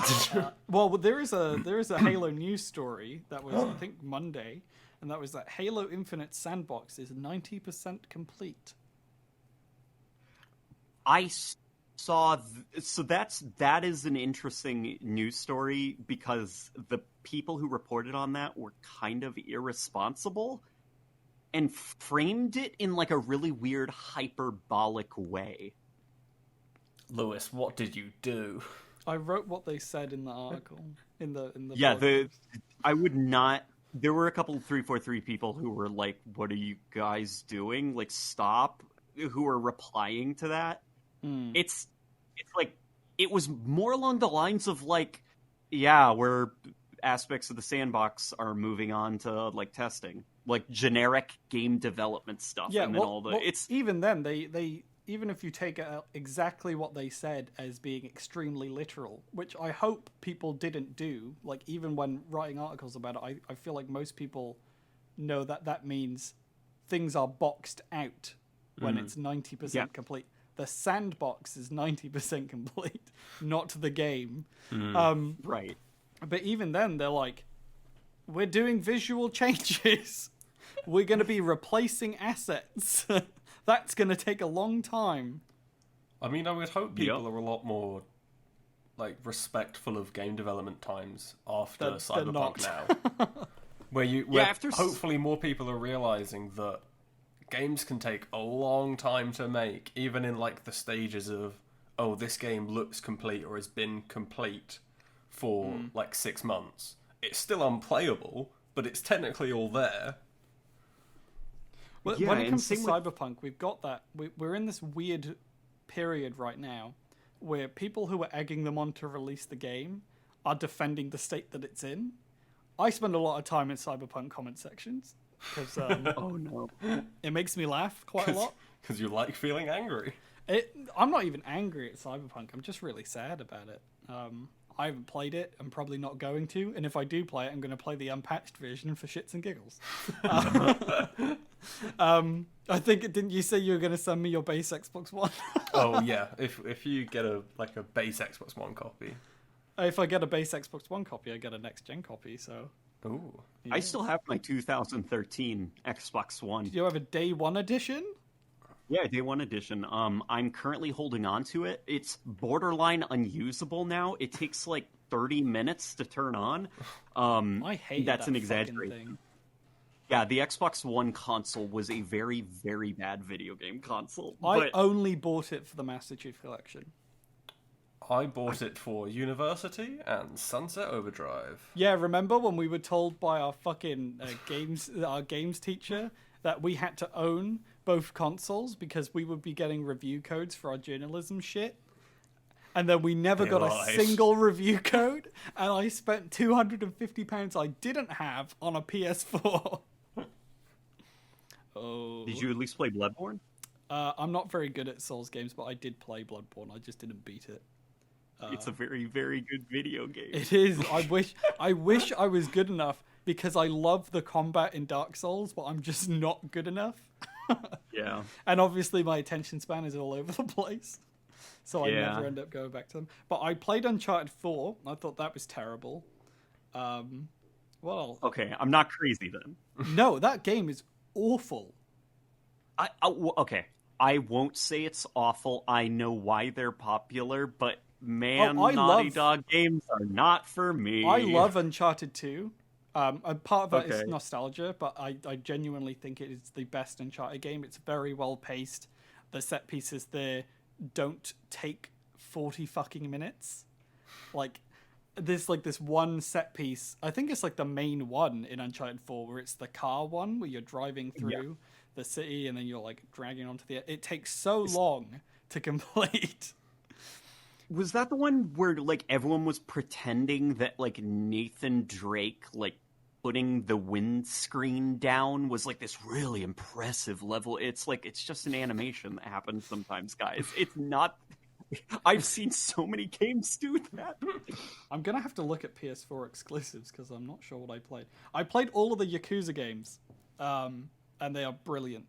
It was worth buying the PlayStation, but I only bought them because there was a funny GIF on Twitter of Kiryu picking up a phone, and I was like, I'm bored this week. I'll get that one. I think I know the picking up the phone animation, and I love it. Oh, I played Is the it the one Last where he like Guardian. uses his foot? Where he what now? Uses his foot. He like kicks it up into the air, right? No. He's like in a serious. He's like phone dating, I think, or he's like it's phone in sex. Yakuza 0, he's being a detective to find someone who's like a cool girl. Is that the right word? Okay. Yeah, And I think he's so. in like the parlor to do that. And when he's going through the numbers, you just get this like super over the top animation of him pretty simply like just picking up the phone and putting it to his ear. But it's just so like it's beautiful. I love it so much. Have you played any Yakuza games? Oh no, I've seen enough of them to where I am very interested, but I need to reserve time. You I should was definitely so play interested for Like Zero. a Dragon. Oh, Like a Dragon is really good. Since you guys are experts, I'm very intimidated also because it seems to be a very long series. Yeah. Which one do I start with? Or do I play in release order? I would say start with Zero, because it was a prequel, but it's also the start of like the modern Yakuza games. Is it, though, like Halo Reach, where yes, it's a prequel to Combat Evolved, but I would argue play Combat Evolved first, because Reach is more of a mechanical sequel to Halo 3. No, because Yakuza 1's kind of bad. Oh, okay. The first Yakuza game, which they remastered as Yakuza Kawami, that game is literally the PS2 game with new combat and graphics. And Okay. the PS2 story, you might as well just watch it. And this is as someone who loves Yakuza. It's a game that is spread far too long for the content that is in it. Gotcha. And then when it comes to Yakuza Kawami 2, that is also a weird one because that uses the combat system of Yakuza 6, which is a completely different combat system. Okay. But also the remake, I played the PS2 version of 2 because Kawami 2 wasn't out yet, and I thought that was archaic, but also really good. And then 3, 4, and 5, they are the same combat system as 0. And then 6 is different. Okay. But I'd say start with 0, it's really good. Yeah. And you already can fun. get it really cheap in like a Steam sale as well, so that's good. Some of them are on Game Pass, or at least one of them's on Game Pass, or two of them. I A think. they're lot all of them on are on Game Game Pass, but I don't know how many are on. I think all of them, apart from 7, are on Game Pass. 3, 5, 4, and Remastered Collection are the most recently added ones. Are they on PC as well? On PC Game Pass, yeah. Oh, well, there you go. Perfect. So there's at least some. If you own Game Pass, you can play as much as you want and not pay extra money. What else did I play on the PS4? I played The Last Guardian. How was that? It was okay. All right. A really, really good final third, but the way that obviously the game is based around you teaching this weird dog-bird hybrid thing to listen to you and bonding with it, but that makes for some pretty frustrating gameplay. So like the mechanics are you have to rely on something that's inherently non-reliable. Yep. That's interesting. It It's is certainly a interesting. choice. It is a a beautiful game as well. It's really gorgeous, but when it came out, it ran like shit. So, and I don't know if they ever fixed it. Probably not. I played God of War. That was good. I have as well. That is one of my favorite games of all time. I got really annoyed at it because of its story is like, go here, you can't go here, go somewhere else and try and go back. And then it's like, oh, you can't go here again, go back, and then go back again. And I was like, for fuck's sake. See, that's interesting because I'd say that wasn't the story. The story was about the bond with the actual I like journey. I like the story. I just don't like that they tried to go through the same bridge multiple times. And I was like, just go a different way. Find a different bridge. Even if it takes longer, you are a god. And you can't get to this fucking mountain? Well, he's an elderly god. Yeah, but some would say... Kratos is a boomer. Some would say that he's aged gracefully. Kratos? Yeah. Yeah, I guess he looks pretty good. He looks a lot better now than he did on the PS2, that's for sure. He's got paws. He does. He's got beard. He didn't have beard in beard. He didn't have beard before. Now he's got one. He did have beard though. Did he? It was just like a crappy PS2 beard. I thought it was like really close to his face, wasn't it? It was like a short. It was like a douchebag goatee. Yeah. Oh, wait, like a soul yeah, patch? Yeah, it was like a douchebag soul patch. I'm here to take your soul and its patch. Right. I think you're the only person who thought that was funny. It's late. You're right. He does have a beard. He has a much shittier beard, though. Yeah. What about on the PSP? Does he have a beard there? That's a prequel. On the PSP, he barely has a face on the PSP. He does have a beard in the PSP version. Oh. Little boy with the ashes of his family painting him. Yeah, I'm like, why doesn't little... Yeah, did you notice little Atreus, he also has gray skin? Oh, that is no vitamin D. He's been trapped in the house. Okay, that's no vitamin D. I was like, that's really weird. He was like, Dad, my bones hurt. I've got severe joint pain. Dad, I've got asthma. Dad. Well, don't go near my dust skin. Dad, can you put that tree down and come help me? I can't breathe. No, son, I'm benching.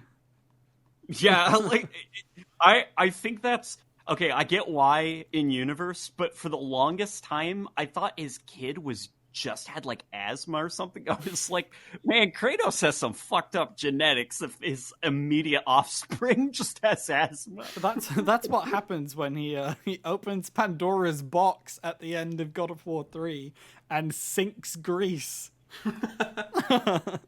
And then he goes, I guess I'll have a family in Norway. Yeah. Kratos. More news. Stadia's dead, or Stadia Development Studios are dead. Yeah, they closed every first-party Stadia studio. I didn't know there were first-party Stadia studios. Yeah, they had two, but they acquired multiple others, and I don't know if they're also included in this, because they weren't listed. But I imagine, yes, they were. I feel bad for the devs. You're sought out by Google and convinced to leave your job and join this new thing, and then a year later, they're like, fuck you, pack up your office. Yeah. And the weird thing is, people are like, oh, well, I saw actual comments on Twitter that were like, well, they were taking too long to release their game. Yeah! And it's like, Stadia's been around for, what, 2 years? Barely? Yeah, barely 2 years. And do they think games are willed into existence? And how long it takes to set up a studio as well? These studios were announced. Production can last 7 months. If you're lucky. Development. But they barely had enough time to get their studio off the ground, let alone make a game that is not only a first-party AAA exclusive, but also they had to make games, like the pitches for their games were like, you have to do something that is only possible with streaming. And someone said Crackdown 3 and both studios were closed down.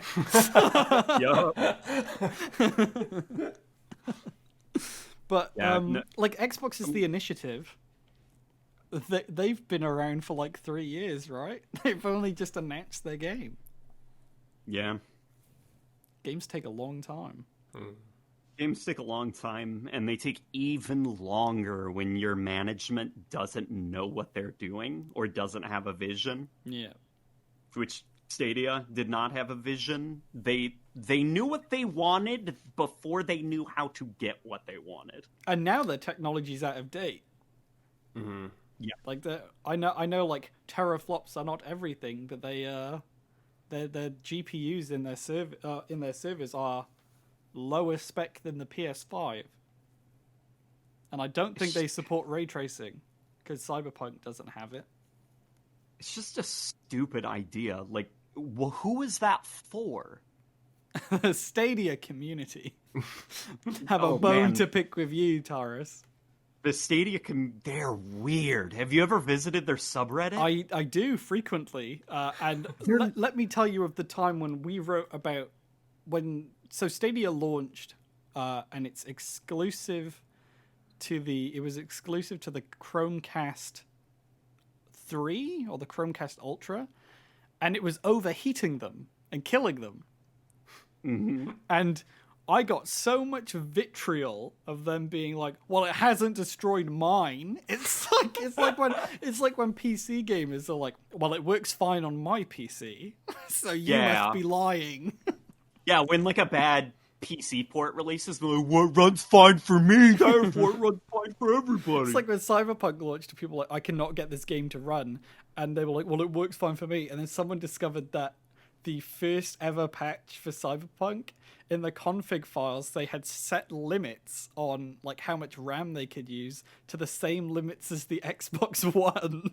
Oh no. But Stadia's community is so fucking rabid. That's the word I was trying to get out. When Cyberpunk launched on it, they were like, "Oh yeah, we've got the best version of Cyberpunk." Woo! Cyberpunk. Yep. I feel bad about Cyberpunk because I was not excited about the game. More like overwhelmed, where I was like, "Oh God, it's going to be so complex, even more than New Vegas. I couldn't possibly play through it this year. I'll wait till it goes on sale and then get deeply immersed." And the game came out, and it was like, no, it's closer to Fallout 4. You just go to a place, shoot some guys, and get a gun with higher numbers, and do that over and over again until the story's over. I talked about this on the last episode of the Gamescast, but I was lucky enough to see Cyberpunk in a press demo at EGX in London. And I snuck a friend in there. Alex was at the same event, but I don't think you saw it, right?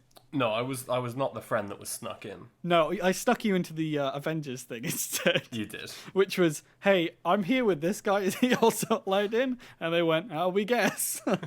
But he won't be able to play the game. And then some other person from the press was like, "Well, I'm not playing the game." So Alex played it. That was such a weird, like, interaction that we had. But I saw Cyberpunk, and me and my friend came out of the demo, which, by the way, we weren't allowed to play it. We got to watch it, which is a red flag. And we were like, "Wow, that game looked really buggy." And obviously it was a pre-release thing, so we expected it to be buggy, but it was really buggy. And the mission that they showed, which I think is still in the game, was also not interesting. Does it go to a place to shoot the lads? Oh, but this was back when they had the spider arms in the game, which they took out, so they could climb walls. The spider... all I know about that game is the spider arms. You can't climb walls anymore. They took it out for design reasons. There's just no... They revealed the game as a lady with spider arms, and there's no spider arms? You can have the spider arms, but I think they're just weapons now. Yeah, they're just a stabby thing. Yeah. And also melee combat's really bad in that game, so you probably don't want to use them. Of course it is. Yeah, the combat just didn't look good in that game. Yeah, well, they announced that they would, like, a couple months before it came out, that they were completely redoing the melee combat before launch. And I don't think they did. But they did the same thing on The Witcher 3, right? They were like, everyone was like, the combat's bad. And they were like, oh, well, here's a completely different combat system. That was also bad? No, I think it was Witcher better. 3's good. Well, I don't know. Witcher combat's Some people fine. still say that The Witcher 3 combat sucks, but I think it's fine. It's fine. It's carried by the story, but it's fine. But when, Yeah, I was gonna when say, we I saw don't- Cyberpunk, we thought that it looked pretty crap. And the more that I kept hearing about the game, the more I was less interested. I was like, well, I can't play games at the moment anyway, so I'm not going to play it. And then when it came out, I was watching all these videos like, these are the exact same issues that we saw a year and a half ago. The exact same bugs are here. They haven't been changed. Like, they haven't been fixed at all. Okay. And it's such a weird thing. It's like you had a year and a half of time, but obviously you didn't have time to bug fix it because your management was so up shit creek that you didn't even have time to finish the game. You're saying you agree with everybody's issues. What you do not agree with is the shock. The what? The shock. Or the surprise. Oh, Like, yeah. I totally agree with all of you. What I don't agree with is you were all dumbfounded by this. You should have seen this coming. Well, yeah. That's what you're saying. I was thinking it was going to be pretty buggy anyway, just because when The Witcher 3 launched, it was buggy. But when I saw it, I was like a dawn of realization was over my face. I was like, oh, they haven't done anything. I think the problem was that Witcher 3 got really good. Like, with the DLCs and all the patches. I wouldn't know. It For the became- Game of the Year edition of the game that I bought, doesn't carry over your saves from the normal version of the game. So I have played. That makes sense. I have played the first 35 hours of The Witcher 3 twice, which is But too that's much. that's the standard they got known for. Like the Yeah. definitive edition, the Game of the Year edition was like, this is what we expect going into Cyberpunk. Completely forgetting that when Witcher 3 launched and when Witcher 2 launched, they were not the games they turned into. But let's also put it this way: CD Projekt have not made many games, and The Witcher 2 and 3 are good. The Witcher 3 a lot more so than The Witcher 2. Yeah, I was gonna say. But The Witcher 1 is fucking garbage. So it's not If like anything, they have they're a just 2 for 2. exactly. It's not like they have a flawless track record. It's the issues of video game hype is that you can't expect because one company has made something really good once that they're going to make something even better the next time. Yeah. Like Bungie's made some shit before. Just putting it out there. I was actually watching a documentary on the Marathon series this morning, and I was like, Yeah, Marathon is Sleepy Doom. I love Marathon, but I was like, damn, Marathon 2 is such a pile of shit. I started playing through Marathon 1 a couple of years ago, and I think I gave up at like level 12 or something, because I was like, this is just Doom, but boring. But it's got such interesting lore that Halo uses again. I think the strength, and I think Marathon really taught me this, is I think that what's really interesting about Bungie is there's something that is just infectiously charismatic about their products. No matter what it is so supremely confident in itself that you can easily overlook any issues because you're like, well, yeah, the game's It's the same with awesome. Base Destiny 1, where I played the beta of Base Destiny 1 on an Xbox 360, and I was like, wow, this is shit. But I love it. Why? Yeah, and I think that Destiny is starting to lose that a little bit, like the new Beyond Light in Destiny 2. Shadowkeep, I did not think was very great. I didn't even think the music was very good, which is weird because Oh, Bungie that music sucks. is usually. But yeah, I'm like, something's changing at Bungie culture-wise. Like, cracks are starting to show. I think with this being their first independent project in years as well, maybe it is taking a bit of a toll to get used to that. Or even, yeah, probably all the, because they've got, what's it called? Matter or something? Their new IP that they're working on? Oh, the new Destiny. The comedy loot-based RPG is, I believe, what it's described as. What a weird way of describing your game. It's a comedy. I'd imagine that they've got probably all the super talented people on that, including probably Michael Salvatore is probably putting in all his best work into that. Is Jason Jones still at Bungie? I don't think Jason Jones is still at Bungie. I don't think any of the old guard are really at Bungie anymore, outside of Luke Smith and stuff. Oh, what a boring name, Luke Smith. That's as boring as my name, Lewis White. God, it's such a disgusting. That's a pretty boring name. It is a boring name, isn't it? I hate my name. Hey, no. I wish I had a boring name. What? Taurus is a cool name. But I'm confident I'm the only person on planet Earth who has that name. I know someone who was upset that the name is an old lady's name, and that they couldn't. When you go I don't know if you've ever been to a beach. If you've ever seen sand. A body of water? Yes, I've been to one. But over here, if you go to the seaside, as we call it, if you go to Barry Island or Porthcawl, there's always these shops that sell little plaques with your name on it, or fucking shit pens that run out in a week with your name on it. And they were sad that they've got such a crap name that they can never find their name on one of those things, or a sticker rock. Is that the feeling you have? There's no Taurus merchandise? There's no Taurus merch. I've checked many a 7-Eleven or... Yeah, no. What do they sell at a 7-Eleven that could possibly have a name on it? They a have Coke? These, no, they do sell Cokes, but it's those crappy... I'm not even sure what you'd use with them. They're little glowing signs. What? I don't know what to describe them as. They have the same texture and material as bicycle emergency lights, that reflect light from cars. You got in America, for a little novelty thing at a gas station, they sell a high-vis jacket with your name on it.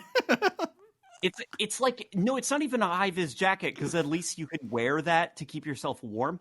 It's just a little tiny reflective thing that catches the light, and it just has your name on it, and I don't know what it's for. You are lucky you can't find one of those with your name on it.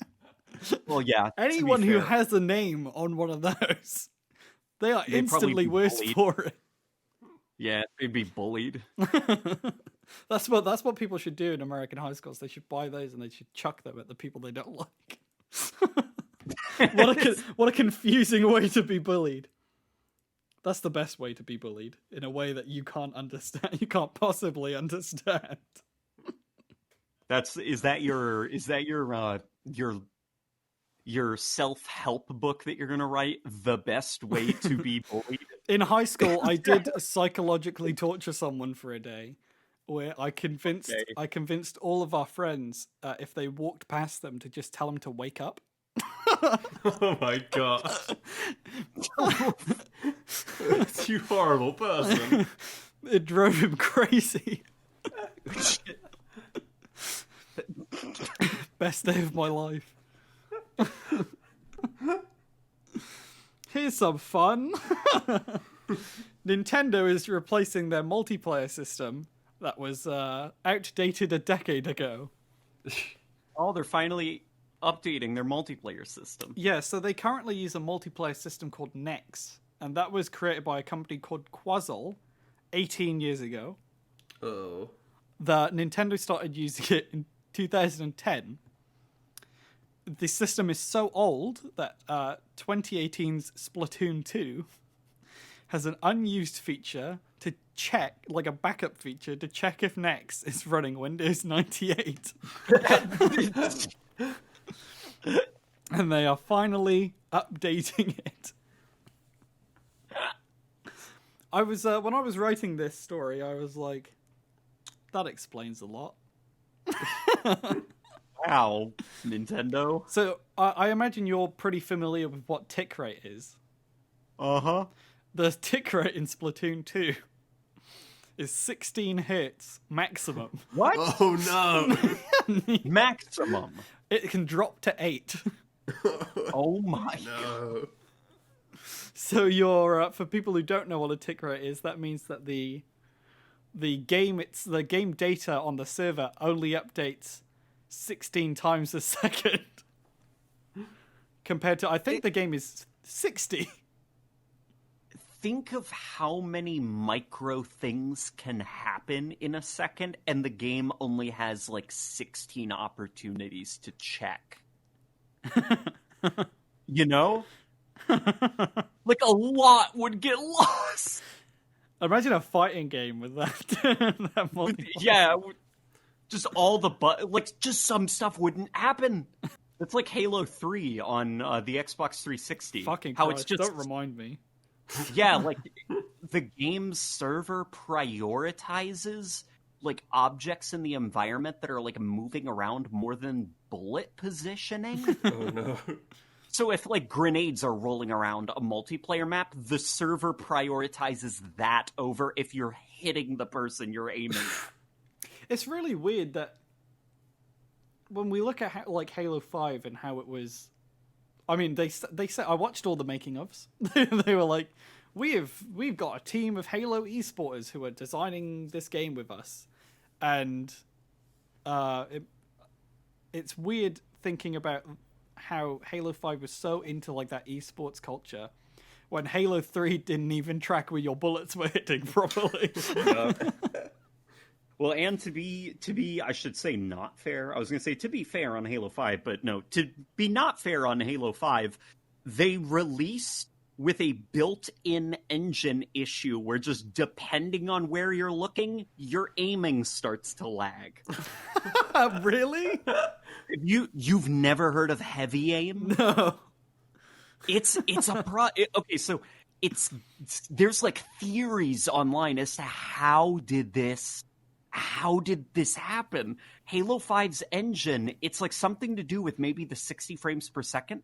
When the game is under stress, your aiming starts getting affected instead of the frame rate. So there's portions of multiplayer maps where you can look in one direction and your aiming's fine, and then look at another one. It's like suddenly your aim acceleration and sensitivity is a completely different value. So that's why Halo 5 controls weirdly. Yeah, that's why it feels so bad to aim in that game online. It's because of the heavy aim issue, and it's built into the engine. You can't just patch it out. Like, Halo 5 pro players are moving to the Xbox Series X because the aiming is more consistent than it is on the Series. because if it's or on the Xbox One X. That's pretty funny. God damn it, Microsoft. Yeah, but that's like, I don't think I've ever heard of a game that has that issue. There's this one really bad PC FPS. I can't remember what it's called. It's like Manhunter or something. But I think in that aiming is your aiming sensitivity is tied to frame rate. Oh, come on. That's like so many bad PC ports. Yeah. The Call of Duty franchise, that Call of Duty engine, until I think Black Ops 3, it had an issue on PC where your frame rate would adjust to whatever your fire rate would be valued by whatever your frame rate was. Like, higher frame rates meant faster fire rates. That's the thing in Fortnite. Yeah? Yeah, they had to take Nintendo Switch players off the crossplay because they ran at 30 and other consoles run at 60. No. Because they would shoot half as fast. I don't know if it's still a thing. I hope it's not, because that is really weird and unfair. Yeah, that's a bad problem. Game developers, please stop tying like in-game logic and rules to like whatever the frame rate is. Well, that's just a weird thing with like old engines, really. Normally, apart from like Unreal 4, but most engines are iterative. It's always building on top of old technology until it's ready to burst. Like Yeah, you don't just create a game engine. Usually your game engine is rooted in somebody else's game engine. Yeah, it's like Amazon Lumberyard, that engine that doesn't work, is based on CryEngine 3, another engine that doesn't work. Which is why Amazon Lumberyard doesn't work. It's like, isn't the original Doom engine, like from the old Doom, it was built off of like the Goof Troop engine? Well, Call of Duty's engine is still based on the Quake 3 engine. Yeah, I know. Call of Duty has tech dating back to like Quake 3. Yeah, obviously there's Bethesda's engine that is an evolution on Gamebryo, which is from the 90s. Even the Slipspace engine is, I think it's been reported that it's not a new engine. It is still Blam. That's like that annoying thing that happens whenever game developers have like a new engine. They word it deliberately vaguely enough to where everyone's like, oh, they created it from the ground up. It's like, no, Slipspace is still the Blam engine. I think like They just decided to finally rename it. I think the last engine that, well, normally it's called the Halo engine. Yeah, I was gonna say, no, they didn't rename it. They gave it a name. Yeah. Like, what's it called? Blam for like Halo Reach? It was called Blam for Combat Evolved, and then Halo 2, I don't know what, they probably called it fucking piece of shit internally. Well, when I was watching that Marathon documentary, I didn't realize the development of that game was pretty much exactly the same as Halo 1's, where they were like, oh, this game is finished. Oh, we'll delay it for 4 months and completely remake it. Oh, yeah. Well, that seems to be Bungie's development process in a Not nutshell. even just Bungie. 343 have pretty much a similar workflow where things aren't working. Let's try and do whatever, and then if it still doesn't work, we ship it. Yep. Like, I cannot imagine that 3 years of development gave them Halo 5's campaign. I could imagine that. I've talked to some people about Halo 5's development, and I was shocked and saddened to learn that it was not a turbulent tale of rewrites and last minute. It's just wrong choices were made. Oh, well, that makes me upset. I will choose to believe that's not the case. Yeah, it was. Yeah, and it was a very humbling thing for the studio, which is why they're all very excited about Halo Infinite, because they want people to believe. I wonder if they've got like the creative leads of that last game and they've got them on a shit list. It's like, if this game fucks up, we're putting your face on the dartboard. Well, it seems to sort of like, it seems to almost like sort of, I'd imagine with Halo 5, like from what I did talk to a few people about like the story and what was going on with like that game, why was that story the way it was? And there why was was the story they created not in the game? It was in the game. That's the problem. You get to a point almost where like the Xbox team, when you're like pitching ideas, to the Xbox team, you're like, here's kind of like the concept of what the Xbox marketing team then starts to come up with like ideas for how can we market this game and stuff. And before you know it, you've created a monster that is very disconnected from what the developers are actually creating. Yeah, Xbox has always wanted to not just be Xbox. They've always wanted this kind of multimedia thing. But and you've got that. But that multimedia push that the original Xbox One had going for it, which was its own problem. Well, we talked about the Halo books. Bungie didn't want Halo books. No. Which is why I think like the Fall of Reach was written in like 2 weeks, 3 weeks. And it shows. Oh yeah, it was rushed. I've got an original version of the Fall of Reach. It is littered in errors. Errors as in spelling errors or continuity errors? Both. Punctuation. There are sentences that are wrong, as in like they say something about one vehicle and mean it about a different vehicle. Okay. Which 343 have done wonders with Halo's like expanded universe, even if they've shat the bed on the main series. They have gone back and fixed all of it, which is weird. It's like a remastering of a book. Yeah, I had read that they had like done a lot of like just to bring it in line with the games because Yep, they fixed the dates, but weirdly, the Fall of Reach and Halo Reach are apparently still happening at the same time. yeah, I know that like everybody is kind of like they've heard that the book was very different from the game, but they've never understood why. And I guess the best way to say it is I was going to say Halo Reach fell. Reach fell in like a matter of hours after discovering the Covenant in the book, whereas in the game it took many months. And also, it wasn't glassed at the end of Halo Reach. Right. Which was one thing that's always like pissed me off. I was like, I really want to see a planet get glassed. That's so cool.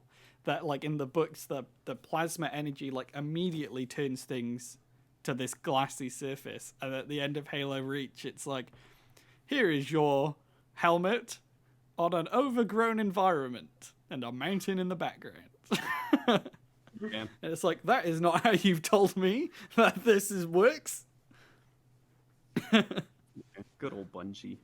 Well, they said like they didn't care for the Halo books, but then in Halo 3, Cortana's lines are like directly taken from the Fall of Reach. Well, it's weird because everyone says Bungie's plan, or like Bungie isn't like an amorphous primordial entity. Like it's a studio full of different people, so one person can say, "Yeah, fuck the books, we don't care about the books," and then paradoxically, somebody else in Bungie is like the biggest fan of the Fall of Reach and is referencing it in game. Yeah, it's like that line where it's like they said I could pick anyone I wanted. It's like that's from the book. And some other choice things. Talk about that. Or kind of like Bungie always had that like internal struggle where some writers wanted the Forerunners to be humans and were the descendants of them, whereas other writers thought it was more interesting if they weren't. And that's how you kind of get situations like the Halo 3 terminals, where they talk about humanity as if it's a separate species, but in game you have Guilty Spark going, "You are Forerunner."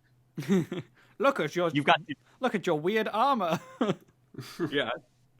Oh, one quick question: favorite Halo armor? Favorite Halo as armor? as in Master Chief's armor, the campaign. Okay, as in Master Chief, so I'd probably say not Anniversary, Combat Evolves. We agree. Or Halo 3's.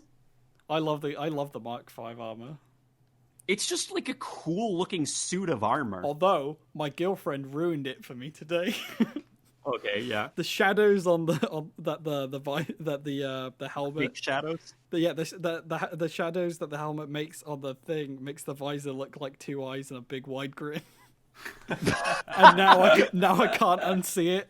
Wait. Can you find me an image online and show me it? That way I can see what you're talking about. Okay. Because I can tell you something that ruined the Halo 4 armor for me, and now I just hate it whenever I look at it.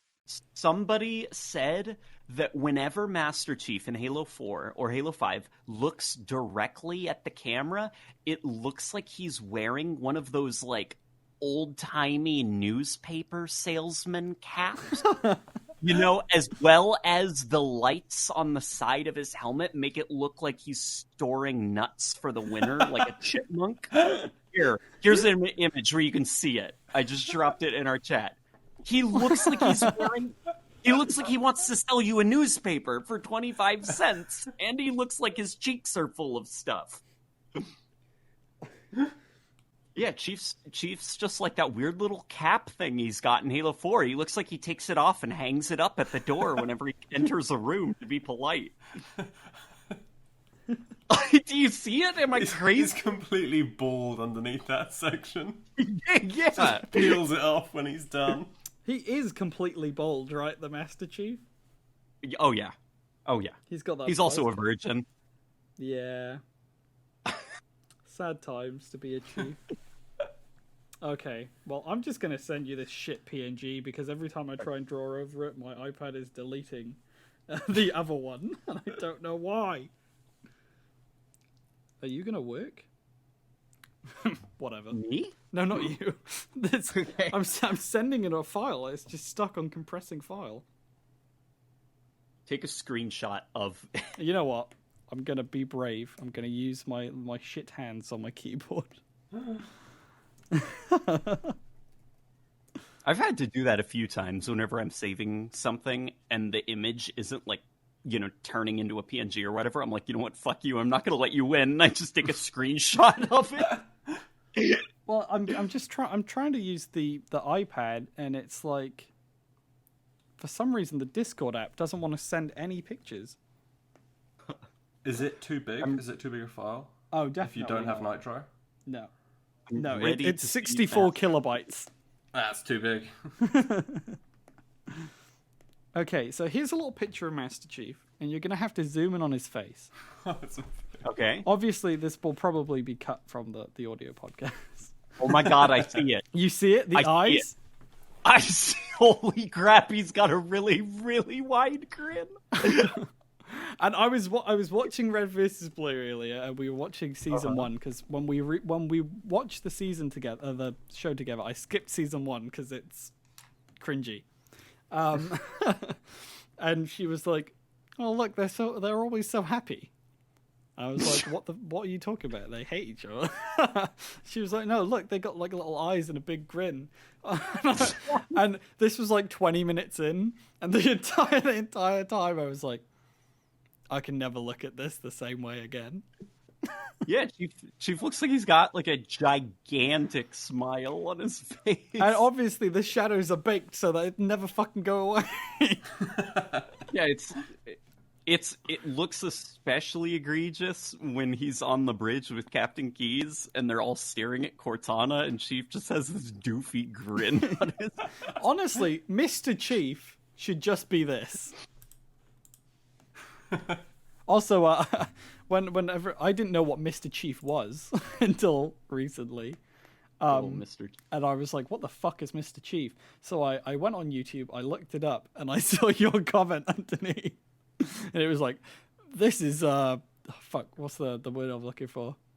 This is really patronizing. I don't like this." What, was it that awful commercial that was like talking down to you if you didn't like loot boxes? Yeah, it was like, "This is the Rex system." Yeah, and it's like, oh god, some of them are permanent. That was a bad trailer. That was a very bad idea to be like, hey, can you not put gambling in Halo? Just close your noise hole, soldier. The grown-ups are talking. So there was news this week that is kind of tied to Halo again. Do you remember Stubbs the Zombie? Yeah, I'm quite familiar with Stubbs the Zombie. Stubbs the Zombie is coming back. I saw that. I'm so happy. I can't believe something is happening with that property. I imagine this is Phil Spencer's doing. Because do you remember Voodoo Vince? Which was... I can't say that I remember Voodoo Vince. Voodoo Vince was another obscure, like, original Xbox exclusive that was brought back on Xbox One, like 4 or 5 years ago. And That's Phil so Spencer weird. was like, "I like this game." Although that one got like a full remaster, and this one just appears to be the original game, but in 1080p, I think. Maybe 4K. Who knows if they're going fancy with it. Well, do you know Stubbs the Zombie's very, very, very loose connection to the Halo franchise? It's built on the Halo engine. On the Combat Evolved engine. Yeah. It's really funny because like that game did some graphical things in the Combat Evolved engine that modders for Combat Evolved have learned from and then like incorporated into their Halo fan mod. What's the big Combat Evolved graphics mod that looks weirdly ugly? SPV3? Yeah, that's the one. That's the one. Does it have graphical effects from Stubbs the Zombie? Yeah. Masters, the lead developer for it, he got like all the Stubbs the Zombie levels running in Halo Combat Evolved, and What? so That's walking so cool. walking around those environments, and also like walking around an environment designed for the third-person perspective in first person, instantly, like, the illusion is shattered, and you can see this does not look as good as I thought it looked. But it was kind of cool. That is awesome. I'd love to play through it in first person, like the levels in first person, and see what they look like. Crack that illusion. Ruin my childhood. I only played Stubbs the Zombie once, and that was because I was at a friend's house, and that game got stupidly expensive, so I've never played it since. Doesn't Disney own Stubbs the Zombie? What? Really? I'm not... I think Disney owns Stubbs the Zombie. Like originally, or they bought it? They bought it. Here, I'm looking up to see who currently owns it, because I know a lot of Combat Evolved modders were like really starting to dig into Stubbs the Zombie, and it kind of got revealed that, oh, Disney owns the property, and immediately everybody fled from that game as fast as they could. Yeah, the developer was bought by Disney in 2009 and then shut down by Disney in 2014. Because that's nice. Disney was like, our games aren't making money. How about we just close all the game studios? Every single one of them. Oh my god, yeah, if you look at the artwork for Stubbs the Zombie, it says in the top corner, it says built with the Halo engine. Looking at the Wikipedia page, the co-founder of Bungie made this game. What? Yeah, Alexander Seropian. What? The co-founder of Bungie and head behind the games of Halo Combat Evolved, Myth, and Marathon, and six other former Bungie members, employees. I thought that it was just like the ties to Halo was just the engine. I didn't know somebody. No, it looks like they left after Combat Evolved. The studio was founded in 2003. Huh.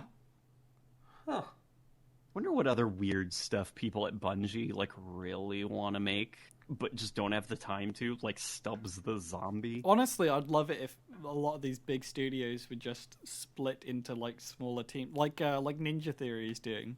They have 200 employees, and they're like, "Yeah, we're working on 6 projects. We have teams of 20 to 30 people on them." Yeah, which to be fair, most game developers, they have 4 or 5 side projects in various states of creation. Imagine if Activision let their studios work on something other than Call of Duty or Blizzard titles. Raven, Yeah. I've always wanted to interview people who have left Raven Software, who joined when they were making games like Singularity, and ask them how crushing was it to be told you are working on Call of Duty every year. Forever and ever, until the end of time. And they bought someone recently, didn't they?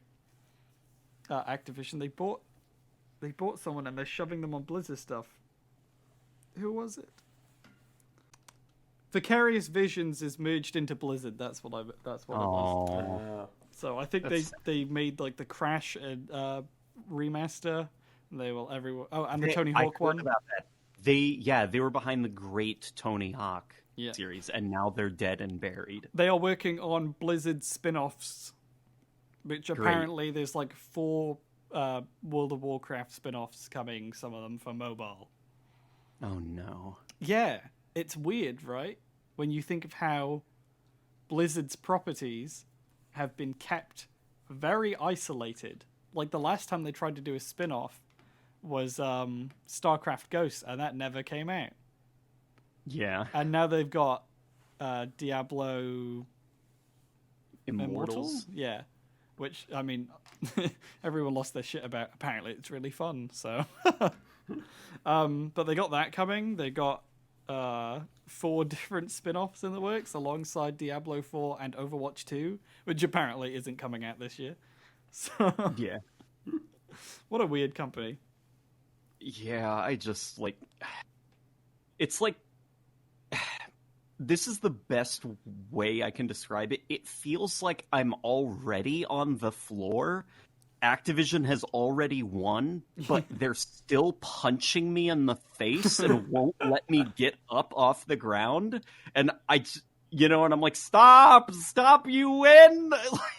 The worst part is they're beating you to death with money. Yeah. And I just like they won't stop announcing games that I don't care about and closing studios that I do care about. like people always say that EA is the company where developers go to die, and while that is true, Activision is where developers go to get their souls sucked out. Yeah. Like companies don't really die under Activision. They just don't get to do anything they want to do. They don't die in the same way like you wouldn't die technically if you were absorbed by this kind of like eldritch blob of the angry Absorbaloff. Yes, You remembering it, Alex? My Please don't favorite remind me. Doctor Who villain, the Absorbaloff. The Absorbaloff. The dude fucks some pavement. Oh, I like that. That episode is so gross. Wasn't it written by a kid, or was it just the monster that was I designed think the by a monster was kid? designed by a kid. I think Stephen Fry was supposed to write an episode, but he was taking too long, so they had to write this episode in a week.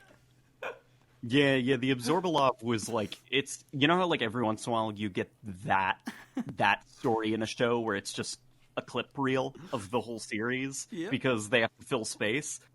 Yeah, that's essentially what that episode was. It was like, oh god, like our whole production team, they're taking too long. We gotta fill the gap. Let's have a It's like, 9-year-old. oh, I'm so happy with this 12-episode season. Don't you mean 13-episode season? Oh shit. No.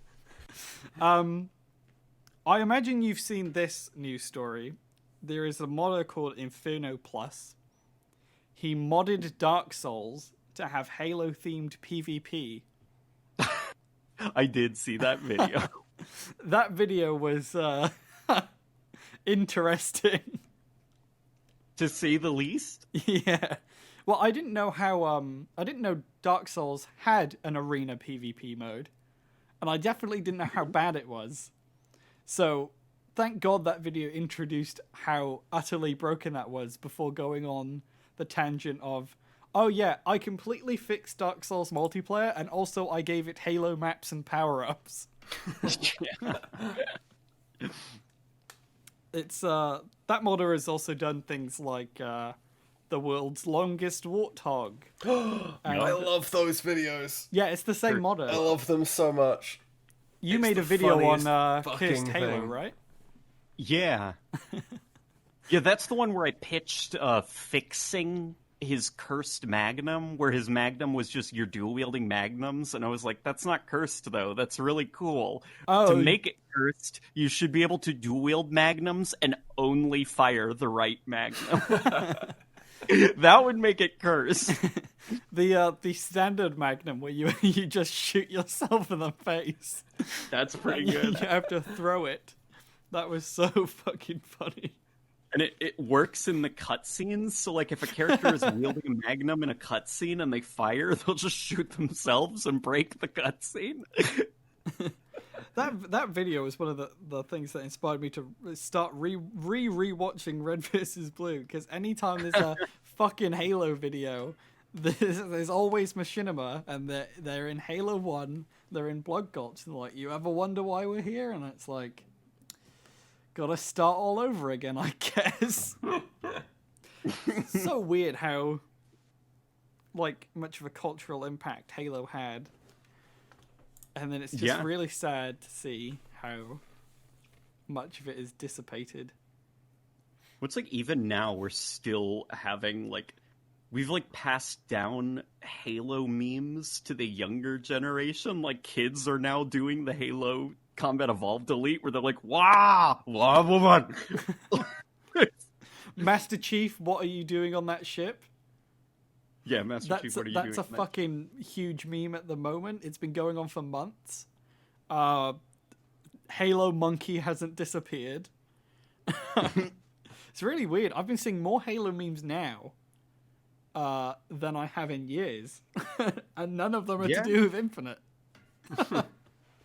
Well, we did have Craig for like a hot minute, but that was like embarrassing. It was really embarrassing. I love Craig. Craig is so good. I want that one model to stay Craig, and I think a lot of people do as well. I think they'll either have like one mod will be Craig, or they'll have it as like a skull if they're still doing skulls, where everyone is Craig. I saw somebody who had like a really good idea, which is whatever Halo Infinite's version of Forge World is. You know how like Forge World has that skull mountain? Yes. It should be a Craig mountain. Craig Mountain. Well, Halo... That's Mount Rushmore, but Craig. There's 4 Craigs. Or no, there's Atriox, Escherim, and then Craig. War Chief Craig. Well, Halo Infinite has like... I mean, it's not confirmed, but it did look like there are mini-bosses that you can find in the open world, which I still don't know how I feel about. Although I believe you made a video last year of why Halo Infinite's open world is interesting. Yeah. Yeah, I'm not making things up. Like the last Yeah. the last podcast we had a guest. I was like, "Oh yeah, you did this thing." Turns out they informed me after the podcast they did not do that thing, and I was thinking of someone else. Yeah, no, I think the open world formula can work. If they had a And I can mini explain boss why. of Craig and his bold brute minions, and then like a little like outcasted troop of brutes that live on like their own isolated little mountain. They're isolated because of their low textures. Yeah, you've got to like grapple hook over to them, and they're just really sad. Like just sitting on like boxes waiting for something to do. If they have voice lines, they should make it so that they're just really tired and they're like, the demon. I think that is all the news.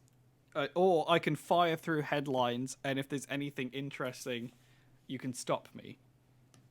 Okay, go. Mass Effect Legendary Edition is pulling the camera angles out of people's asses. That's a non-traversy, a non-controversy. People are pretending to be angry about it. Were people actually not put off in the original Mass Effect 2, where the camera was right up Miranda's ass?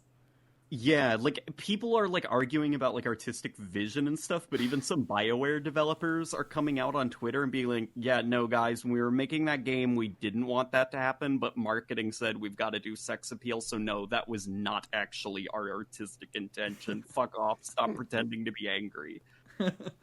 Mass Effect Legendary Edition, again, will not have the Pinnacle Station DLC because the code got corrupted. We got a lot of comments about this saying it was a conspiracy theory. What? What? Yeah, I'll go to the comments.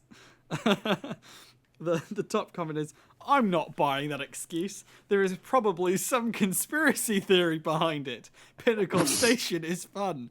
I was hoping there was some reference to it near the end of Mass Effect 3. Goodbye, I am Warpath. Yeah, people being like, EA doesn't have redundancies for backups. I don't think people understand how different 2007 was. Oh yeah, like, that's why a lot of old games have notoriously bad ports and, like, HD re-releases. Because, like, devs didn't know back then that their games would be, like, crazy critical successes. They barely stored their own code. I mean, Square Enix didn't back up Kingdom Hearts 1 at all. They had to completely remake it for the remaster. Yeah, and, like, I think Silent Hill HD Collection is one of the most, like, infamous instances of, like, the original code being lost and them having to build it off of, like, a crappy, unfinished beta build of the game. Oh. I totally buy, like, Pinnacle Station. Like, wasn't it a horde mode or something? It was like, you know, like how Metal Gear Solid has, like, VR missions? Yeah. I think it's that kind of shit. And also, it was hated when it came out. Who cares? I could totally believe that. Like, you've got your publisher saying you gotta have a combat-heavy DLC because you have to. We have to check our boxes. And them just not caring about the thing they're working on. and just be like, fine, we released it. All right, we're moving on. Who the fuck thought it was a good idea to make combat scenario DLC out of Mass Effect 1? Mass Effect 1. Yeah. I love Mass Effect 1, and apparently they're changing quite a few things about the game for the upcoming remaster, which kind of upsets me because I like how clunky it is. Even though it should... What is it that they're changing? Are they just giving it the same combat system as the other No, games? thankfully. It's the same combat Okay, system as before, but it's overhauled in quite a few ways to make it feel more modern. But I'm one of those people who's like, well, I played it and it was clunky and I liked how it was clunky. It's me being old man yelling at Cloud. You know, it should have a better combat system, but I liked the game when it had the bad one. Yeah. It's like those people who are like, oh, well, you like this artist? Well, I liked them when they were bad. Which isn't a good thing. There's something more pure when, like, games have serious design flaw. Like, everything's too... We've figured out how to make games now, and because of that, they're all the same, and they're all so bland and safe. I'm like, I kind of miss when games had just shockingly bad things in them. Like, I'm just thinking, like, off the top of my head, to keep it Halo relevant, like, Halo 2 has, like, massive sections of the game just missing in the story. Yeah, or like where you just walk to the left and there's just a crack in the wall and you slip through it and then you're outside of the level. Yeah. I'm trying to think of games that I love that have like massive issues. Oh god, I'm a Sonic fan. I can tell you about games with massive issues. I didn't know if you were an actual Sonic fan or if you were because that video was those videos were 7 years ago. I am unfortunately a fan of the Sonic franchise. If you don't mind me asking, are you the elusive Sammy Sonic fan? I'm not the elusive Sammy Sonic fan, but I am his biggest fan. I love you frickin' pricks. Your actions have consequences! How did you do that? How did you go so high? I can reach that every once in a while, but then my voice cracks and it's back down to a subwoofer level. I remember feeling pretty bad when I was a teenager and I realized I couldn't screech like a girl like I could when I was a kid. I was like, no. My girlfriend can screech like the Fable 2 Banshee and it terrifies me, and she keeps doing it. Oh, I heard Banshee and like my brain short-circuited. I just thought about Halo. The flapping Banshee. Flapping Banshees. Okay. I saw people... This is a really weird thing that I have to bring up, and I need to get your opinion on it, because people don't talk about it enough when discussing Banshee designs. Okay. There are two different versions of the Halo Banshee. There is the one from the original Halo trilogy that looks like an ice cream cone with wings glued to the sides. Yes.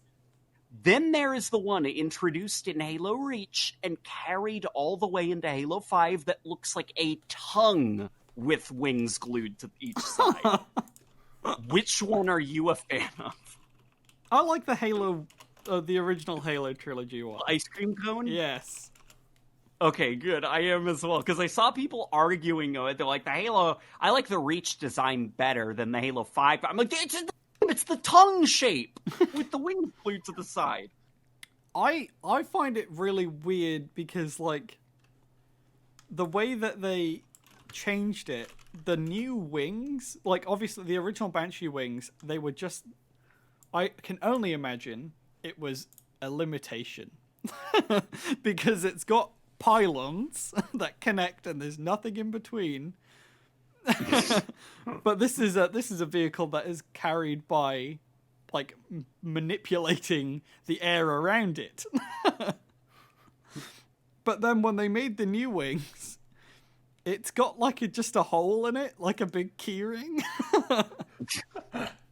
And I just don't know why they put that hole in it. Is this the Halo 5 one? Yeah. Yeah, the Halo 5 one is because nobody in the art room said stop. You gotta make it look sci-fi. It already looks pretty sci-fi. Fill in the hole a bit. Somebody at 343 described it really well. He said, like, in reflecting, he said it was like everybody was so excited to be working on the franchise that they didn't realize, like, you can't overstimulate the player. Like, you can't make everything in a room, including the coffee cup on a table, the most beautiful coffee cup the gamer has ever seen. Like, it's... Because you've got to prioritize. Because in a first-person shooter, especially one as fast as they made Halo 5, because Halo 5 is by far the fastest Halo game, Is it? I think it stimulates your brain in a way that it feels fast. Because I'd say it's definitely the Halo game where you are pushing the most Buttons. amount of buttons at any given time, but as far as its pacing goes, I think it's one of the slower Halo games. I don't know, I feel like I'm doing so much that they've tricked me into thinking it's fast. Yeah, you're pressing a lot of buttons simply so you can move, but not a lot is getting done, and you can't even shoot while you're moving. I can shoot. Like, you're either moving or you're shooting. You can't move and shoot at the same time like you can in classic games. Like, could you imagine the library if enhanced mobility was a thing? Like, well, you would break out of the map pretty quickly. Yeah.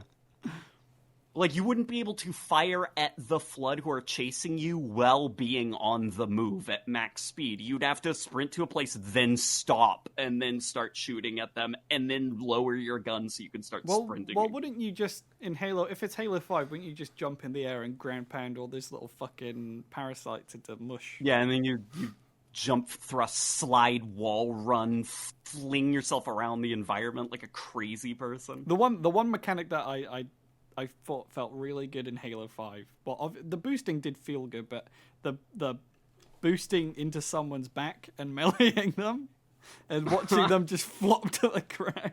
Because Halo 5's ragdolls are really weird. Yeah, Halo 5's ragdolls are funny. Their punch sound is great, though, and it just adds to the comedy factor when you melee someone and they just go flying. I really loved Halo 1's animations, like especially the sniper headshot where they spin around. Yes. Gearbox got bought. Don't know if anyone gives a shit. I don't. Good riddance. They still got Randy Pitchford at the head, though. Yeah, I don't care about Gearbox. I thought Borderlands 3 was a pile of shit. It's just...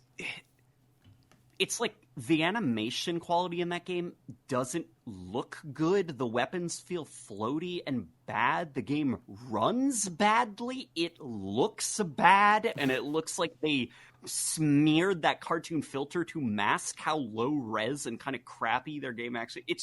The humor isn't funny. Like, at any given point, you're just saying, stop talking, when they're, like, making these awful jokes. I just hate Borderlands so much. I hate Gearbox. None of their games are good. I pre-ordered Colonial Marines. Oh, I feel so sorry. Yeah. I got my friend Dan to play it when I finished it, and he was like, "You've got to be fucking kidding me." And did you ever have a friend who was like the angry gamer, the irate gamer? I did have somebody who'd get, like, irrationally upset. I mean, I know I was just saying, like, fuck Gearbox, I hope they all burn, but, yeah. I have that friend who gets unusually angry about games. Daniel is that person. He was... It's weird that you say his name is Daniel, because that's right. I have an angry Daniel, too. We all have an angry Daniel in our life. But Dan was the kind of person who, like, this was back in high school, so we were always on Xbox Live, and he was the FIFA player who would buy FIFA every year. You would spend money on Ultimate Team, although we can have another podcast in the future where I talk about the person who spent too much money on Ultimate Team, who I fucking hate. But but Daniel would get FIFA every year. He hated FIFA. He hated it with a burning passion. He would scream at it every time we were playing something. He would be like, "Fuck EA! EA don't know how to make a game worth shit. This is bullshit." He would like scream footballers' names and like be like, "What? This person's fucking good in real life. Why do they suck shit?" And it got so bad that we wrote like a little script that we performed in front of him about how bad he was at like being angry at this game. And he was like, "Oh, are you taking the piss out of this guy?" We feel like, "No, Daniel, this is you. This is you every single day, apart from Sunday when you're at church." And he's a very good boy. Although maybe he was like that at church. We didn't go with him. This isn't Jesus' soul. This is bullshit. This isn't bread. The blood of Christ. This is bread. This isn't wine. This is Ribena. You thought you could get one over on me? I see through your lies. This is bread. Wow, Jesus, you're tasting pretty stale today. Someone left Jesus's bag unzipped overnight. I told you, if you're not gonna eat Jesus, put him in the fridge. If you're not gonna eat Jesus, put him in the fridge is a pretty good title.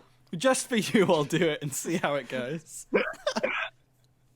If that doesn't work, I think we should do Master Chief Gravy. Master Chief branded gravy. I think. No, okay. Gearbox was gonna be. Microsoft were looking to acquire Gearbox before they got bought.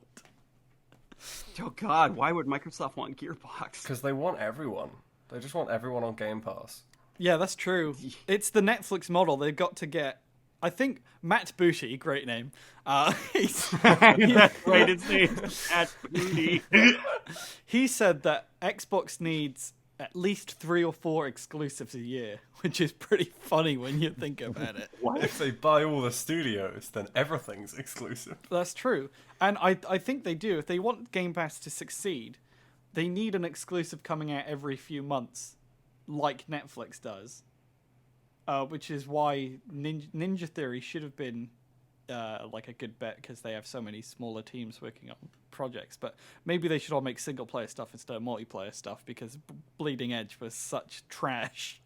Oh yeah, Bleeding Edge. I saw they ended production on that, didn't they? Thank God. Yeah, I don't like to celebrate the death of a game, but Bleeding Edge is one of those things where it's like, no. You're not just owed a popular, wacky hero shooter type thing because you want one too. Like, no.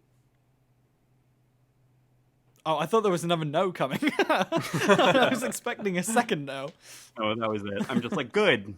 You weren't owed that. Do you think Bleeding... Read the room, guys. How many months until Bleeding Edge becomes a... You know that YouTube channel that does Death of a Game?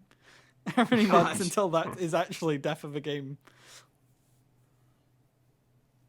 I give it 3 don't know. months. 3 months? Yeah, they've been pretty quick recently, I think. I don't. Yeah, he's been on top of a lot of games. I mean, he's got a popular series. Yeah, it's a niche pretty much. He's got to be on the ball. I wonder how like draining that is though, to work on like an inherently negative series like that where you're not like celebrating games, you know? Yeah, it's I mean, I remember when I used to work for a website called ICXM or Xbox Mad. I don't know if you ever heard of them. Xbox Magazine? Mad. Okay, no, I have not. That was a fan site pretty much. And a lot of the things that the editor made us write, which, by the way, this was a volunteer gig. Okay. So okay. it was very draining. But a lot of the things that we had to write were about how Xbox is slightly better in performance at this game compared to the PS4. And obviously we had to get 300 words out of that at least to rank for SEO, because SEO is what runs websites nowadays. And that was such a draining place to work. Constant negativity or like making excuses for Microsoft. And while yes, I do work for MSPoweruser now, we get to do whatever the fuck we want in the gaming section. They do not care. Yeah, if you've seen me reporting on any anime games, you know it's a lawless wasteland. Yeah, we have a running gag where if it's an anime game, I send Alex to preview it because he has no idea what anime is. That's great. His Dragon Ball Z Kakarot preview was one of the funniest things we've ever published. I think there was one line I added to that where it was something about Jesus with Dragon Ball. I can't remember what it is. I think it was like, it leads us to ask the question, if Jesus can walk on water, can he swim on land? I think, I need to find it now. It's so good. That's a pretty good sentence. Can he swim on land? It was really funny getting Alex to go to these fucking places, because he's like, but there was one time where I was like, Alex, I need you to do this one interview, and didn't you prepare for the wrong interview? Yeah, so the last time that am I officially blacklisted, or do they just not want to talk to us anymore? For It's COVID, reasons? we can't go to the office. Okay. Basically, that day went very poorly. They were showing off a few games, and I had sort of prepped the few days before watching One Punch Man to be like, I played this the first time when I first went to their offices, and it was kind of fun, and I was like a bit more intrigued. So I was gonna watch an episode and then play the game again and be like, aha, now I've seen infinitely more One Punch Man. How much different is it? And then One Punch Man turned out to be pretty good, so I watched the entire thing. But then the interview that was lined up at the end of the day, turns out, wasn't for One Punch Man. It was for a game I did not even play until later. And an interview we did not publish, for it was so bad. It was not good. I found the paragraph, by the way, for this Dragon Ball Z thing. Should I read it out? By all means. I've got it up as well, and I love it so much. With the first demo's opening spiel out of the way, I was dropped into a massive open world on a rideable cloud that made getting around a cinch. I don't know why Goku had this cloud. I guess it was something every Saiyan had, probably from shouting at the sky enough to will one down into submission. Either way, it turned out to be more of a fashion accessory, as after accidentally jumping off, I found out I could fly on my own, leading me to think, if Jesus can walk on water, would he still use a boat? Which, I do remember in the Bible, now that I think about it, Jesus does have a boat. So there you go. I think he used one. I didn't think he owned one. Well, he's a carpenter, isn't he? Why wouldn't he just make his own? Carpenters aren't like engineers. It's all wood. It's a boat. It counts. Do you need an engineer to make a boat? But like a carpenter, that's where it's like cutlery, right? What? Like that seemed to be the vibe I got from the Bible. Carpentry- Jesus was. They made tables. Yeah, like but not like a working fishing boat. Cutlery? What does cutlery mean? It's forks and shit, isn't it? What am I thinking? Am I having Crockery? a stroke? Crockery is plates and shit. I think if you can make a cutlery. table, you can at least like have a damn good go at generic trying to build a boat. silverware type stuff. Like, hey, look, I made a plate. I made a bowl. That's crockery, That's crockery. I think. No, cutlery is Cutlery like... and crockery. Crockery is bowls and shit, isn't it? No, you're right. You're right. Oh, I'm right. Oh my god, it's called cutlery because fork, knife, whatever. Man, fuck off. Fuck off. Well, either way, They made furniture. Yeah. Anyway, about Jesus Christ. About what Tyrus is telling us is he thinks Jesus couldn't make a boat, and I think that's blasphemy. This fucker can turn water into wine and clone bread and fish, but he can't make a boat. I didn't say he can't make a boat. I don't think that was the profession Jesus was into. Well, he did a lot of things that weren't in his profession. I don't think curing the blind is what carpenters do. I don't think Jesus was... Yeah, I guess he wasn't a licensed doctor, considering all the healing and raising of the dead he did. That's why they crucified him. They were like, you need a license to do that. Excuse me, sir. Do you have a license for that? You're a carpenter if you're going around practicing necromancy. Now it's either your choice: change profession, or we crucify you. Now, maybe it was because he was fucking with the economy, cloning all those fish and bread. Cloning. Isn't that what he does? Doesn't he, like, he feeds the thousand? It's like just wording it. That's what he does. Cloning fish. What do you call it? Spawning more fish? Jesus got into the console commands. God's son mode. Cloning fish. Jesus activated God's son mode.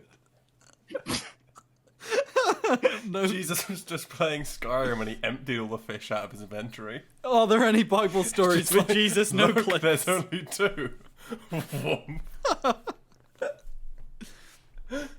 Now, Taurus, as someone who grew up religious, same, by the way, I would like you to define what he did with these fish in a way that doesn't use the word cloning.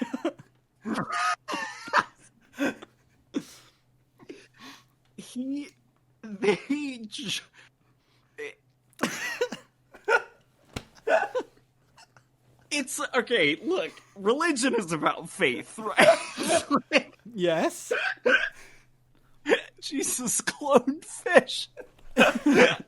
It's not like The Prestige. You didn't have a fucking machine. You didn't dunk all the fish in the water. Carpentry. It's just they're not right about that word in the context of a divine miracle. Miracle schmiracle. He had a machine, he cloned the bread. Thank God a fly didn't get in that cloning machine. Actually.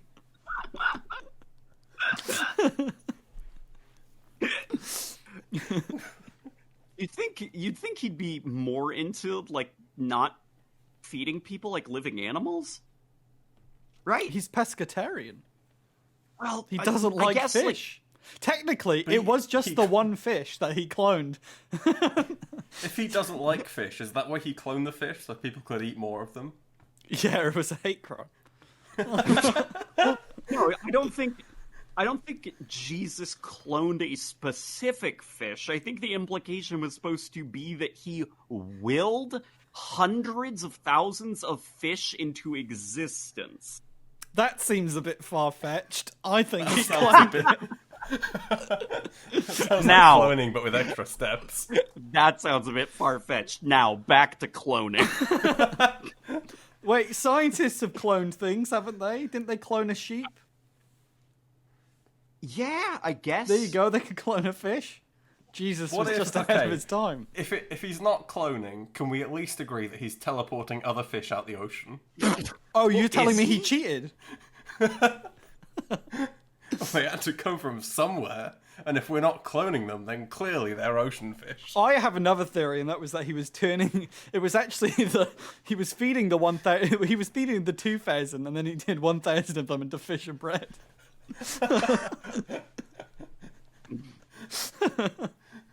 Isn't it like a big bummer that real life cloning is not like the fun wacky cloning of like cartoons where it's literally a duplicate of a person? Oh, Real you mean cloning like is so how much- real life cloning is just like you're gonna die in like 3 weeks? Well, no, real life cloning is just like we took a cell from when you were a child, and then we cultivated it to grow naturally into an organism the way cells are supposed to do. So it's like, it's not a duplicate. It's just an individual. That's what clones are.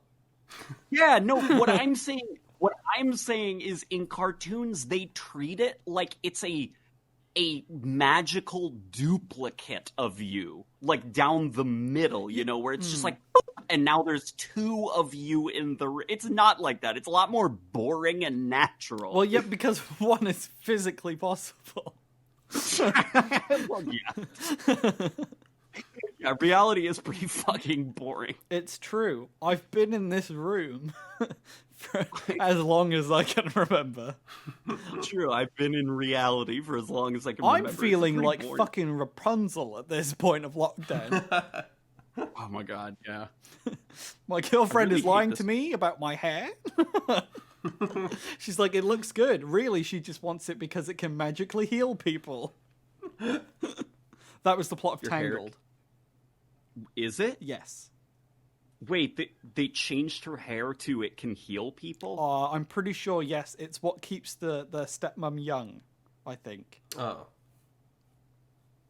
Oh. That's evil healing. That's different. And at the end, she cuts off her hair in an act of defiance. And I'm like, well, you know, that magical hair probably could have helped lots of people, but whatever.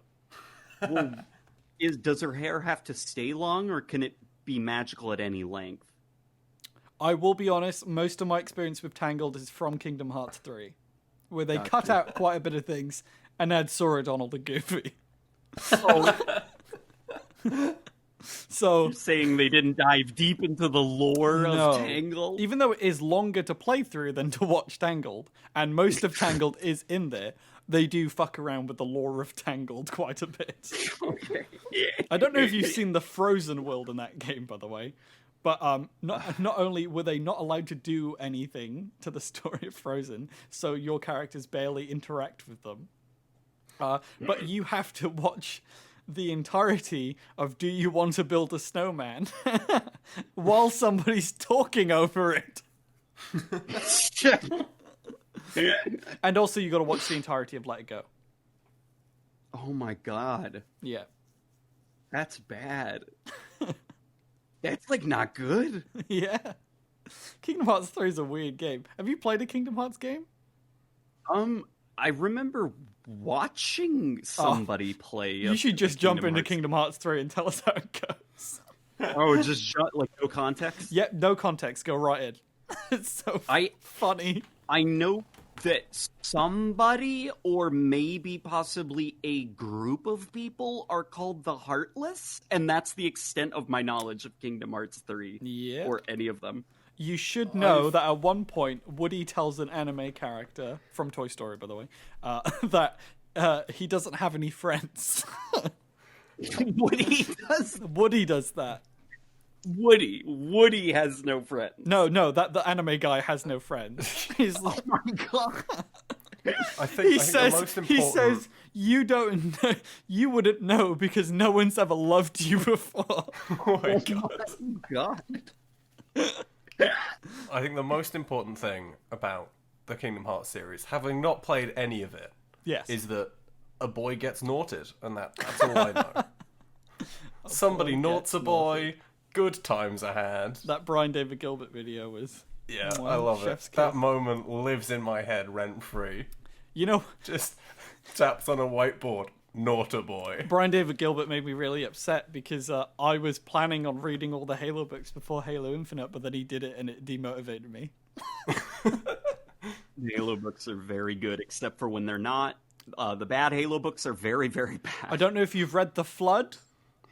That's probably one of the worst books I've ever read in my life. That chapter where the Master Chief runs out of ammo while he's going for a fight, so he runs for an hour to go get a sniper rifle he saw, and then runs Yeah. back. That's like, on one hand, I can't be angry about the writer of that book, because Halo Combat Evolved, and I love the game. It's one of my favorite games. In fact, it might be my favorite game in the series next to 3. It is one of the most repetitive games in existence. How do you write a compelling narrative?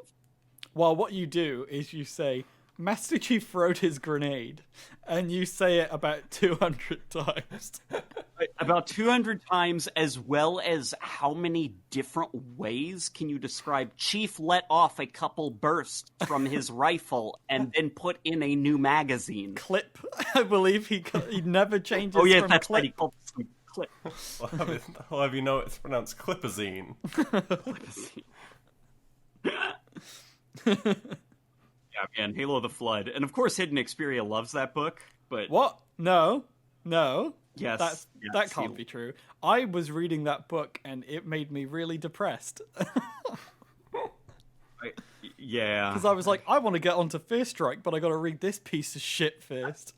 I think I just submitted around that chapter when Chief got tired in the library, and so he stopped to eat like a chocolate bar or something. It's a protein bar, isn't it? That's right, it's a protein bar. You know what I'm talking about, right? Yeah. He like sits down and eats a protein bar. It's like he's trying to, or oh my god, doesn't he get naked and take a shower? Yeah. There's like a base that doesn't exist. And he's like, he meets up with it. He's only there once, isn't he? Yeah, they like set up an entire forward operating base on the ring. Yeah, which, and by the way, Chief is where all the good stuff in the book happens. Yeah. Everything cool in that book is to do with them, and it's one of those things where it's like, well, these characters don't exist, so you've got to kill them all by the end of the book. Right. And he's like, hey, guys, I'm going to take a shower and then leave. Yeah. Chief enters the room, looks around, and goes, hello, I'm a master, I'm going to take a shower. And then he leaves. And then I'm going to look for Captain Keyes, and I'm going to punch a hole through his head. He fists Captain Keyes and takes out his eye. Have you seen the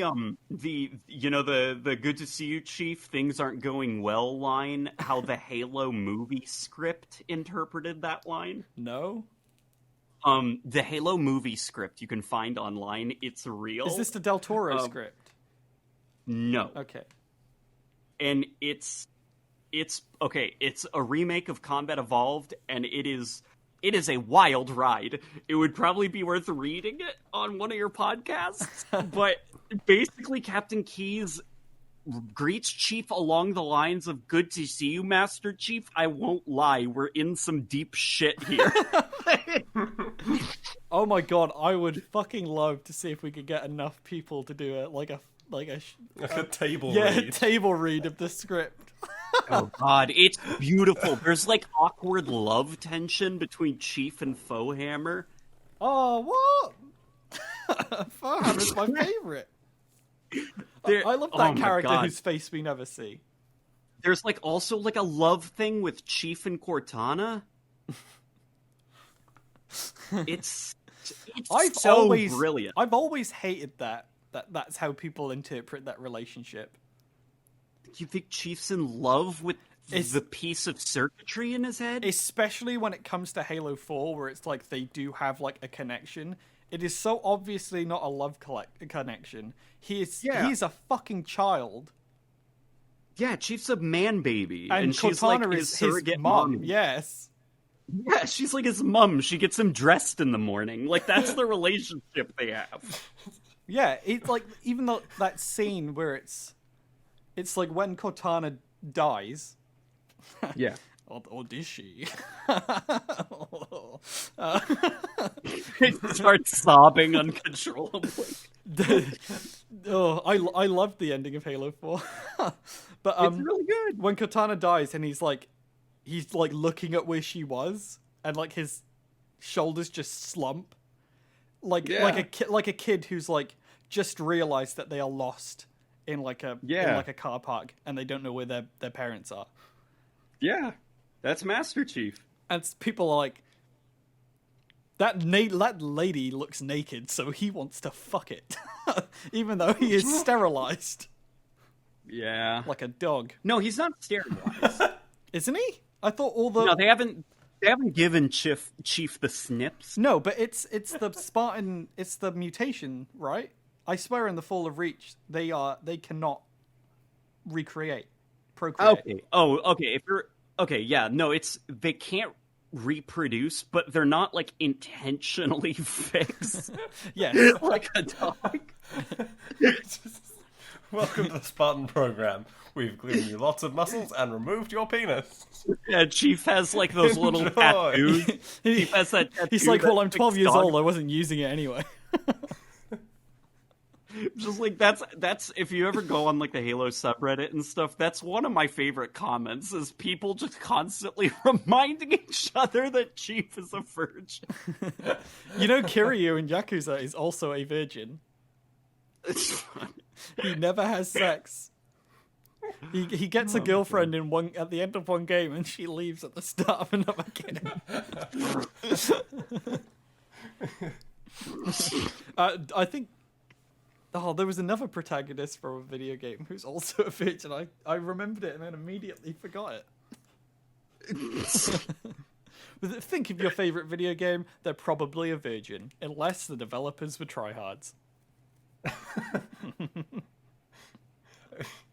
I can't imagine the gotta guy make it from specific. 2008's Fracture had ever had sex. I'd imagine Mario's a virgin, right?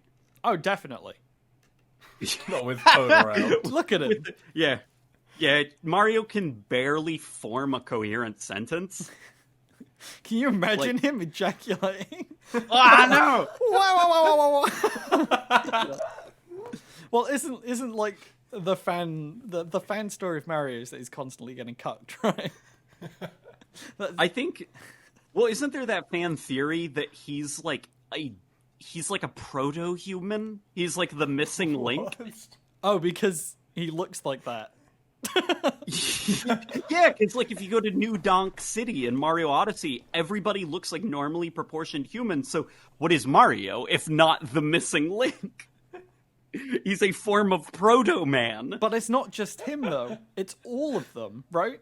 Because like, look at Waluigi. That's not human. I refuse to believe that's human. It's a very good point. It's like they're all some weird experiment. They stayed in Chernobyl. I think the Mushroom Kingdom is like It's the Mushroom it's like Cloud a long Kingdom.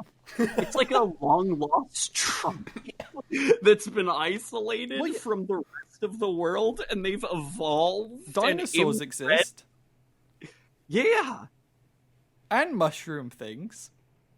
and mushroom things. Like, aren't the Goombas like mutated Goombas? toads? the Goomba. Yes, Yeah, it's like Goober, not Gumba. the Goombas. They're Goombas. Find the Goombas, God.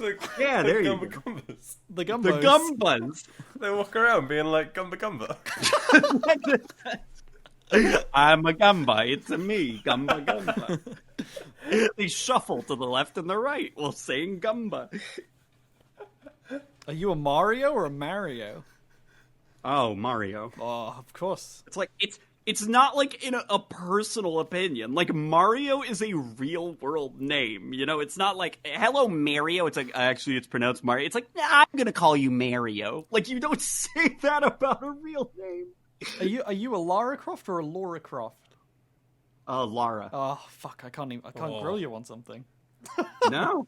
He's perfect, Alex. Get him out of here! Disagree. Showing us up.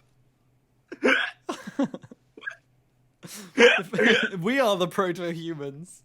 That was the best. That was the best compliment anyone's ever given me. He's perfect, Alex. Damn it. The perfect organism. The ultimate life form. I was talking to your sister before, who's been on the podcast. I've known her for I think 5 years. My sister? Jessie's your sister, right? Yeah. Yes. What? She's been on the podcast. She has? Yeah. Oh my god, she is in this house right now. Oh. Would you like to say hi to her? Sure, why not? This podcast has already done other weird things. I can go leave the room to get her right now. Oh, this is going to be weird. How the fuck am I gonna edit this? Oh, you've got a time on your hands. Oh, I've got time on my And it's- cripple hands. And it's 3.25 hours long, so you've got a lot of time to kill. Hey guys, Hello. Hello! how are you? We're okay. We didn't realize that Taris didn't know you were on the show before. Well, he's sometimes a little bit oblivious. I was just about to tell him the story about how you told me like 5 years ago that your brother was a Halo YouTuber, and I was like, oh, that's pretty cute. And then like years later, like what was it, like 3-4 months ago, I was like, Jesse, is this person your brother? Because I've watched this channel for years. I think I saw him like commenting or I saw you commenting on one of his tweets, and I was like, I instantly put 2 and 2 together, and I was like, together. I was like, mother of fuck. Yeah, usually whenever I'm like doing podcasts or anything or talking on Twitter, I'm like, then there's my brother who's like way more famous than me, and then people are like, oh yeah, oh he's got a YouTube channel. Okay, I'm like, no, literally Google it, and they're like, wait, that's your brother? And I'm like, yep. I refused to Google it out of principle. Out of principle? Yeah, it was like, what do you mean he is more popular than... I think it was like the first podcast we did when it was ICXM. And I was like, well, he can't be more popular than us. My Mirror's Edge beta discussion that was so poorly edited we had to remove it a week later and redo it. That's got 5,000 views. I know, and like, so I just started a YouTube channel for some of my like data science stuff, and I remember texting him super excited, and like I was like, oh yeah, like I finally hit like 100 people subscribing, and then I was like, oh right, like how many like hundreds of thousands of people do you have now? As he spit shines his play button. I know, right? I'm like, god damn it. Okay, well, you know what? I was proud of my like 120. Oh my god. 147,000 fucking people? What the hell? I told God, it. when I found out he was your brother, I said to you, like I was like, does he put on the voice? Because he's got like the perfect YouTuber voice. And I was like, there is no way this voice is real.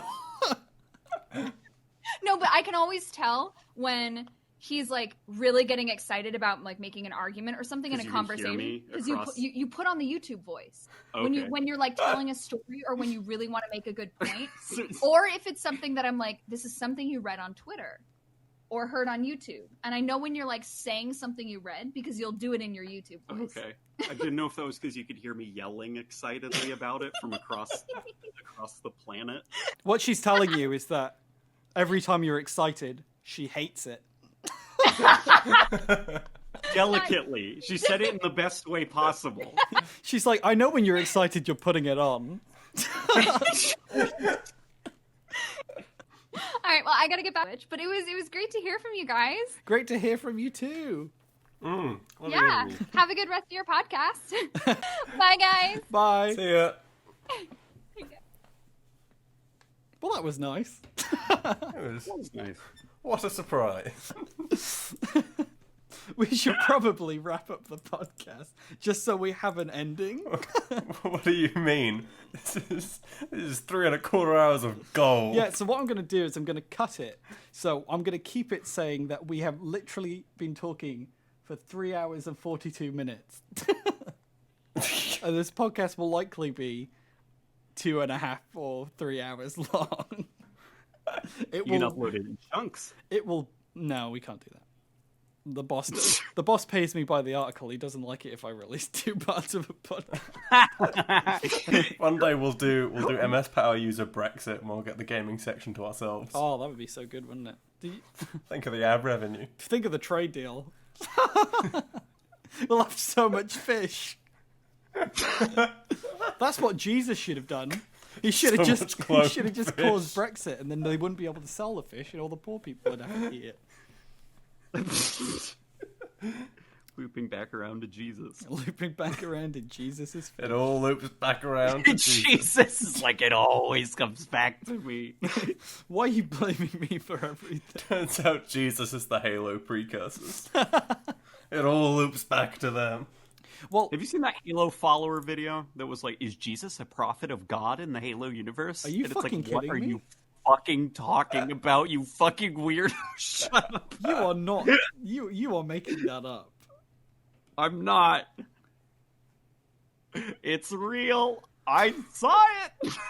Oh, I typed hollow follower for some fucking reason. Hollow follower. I'm losing my mind.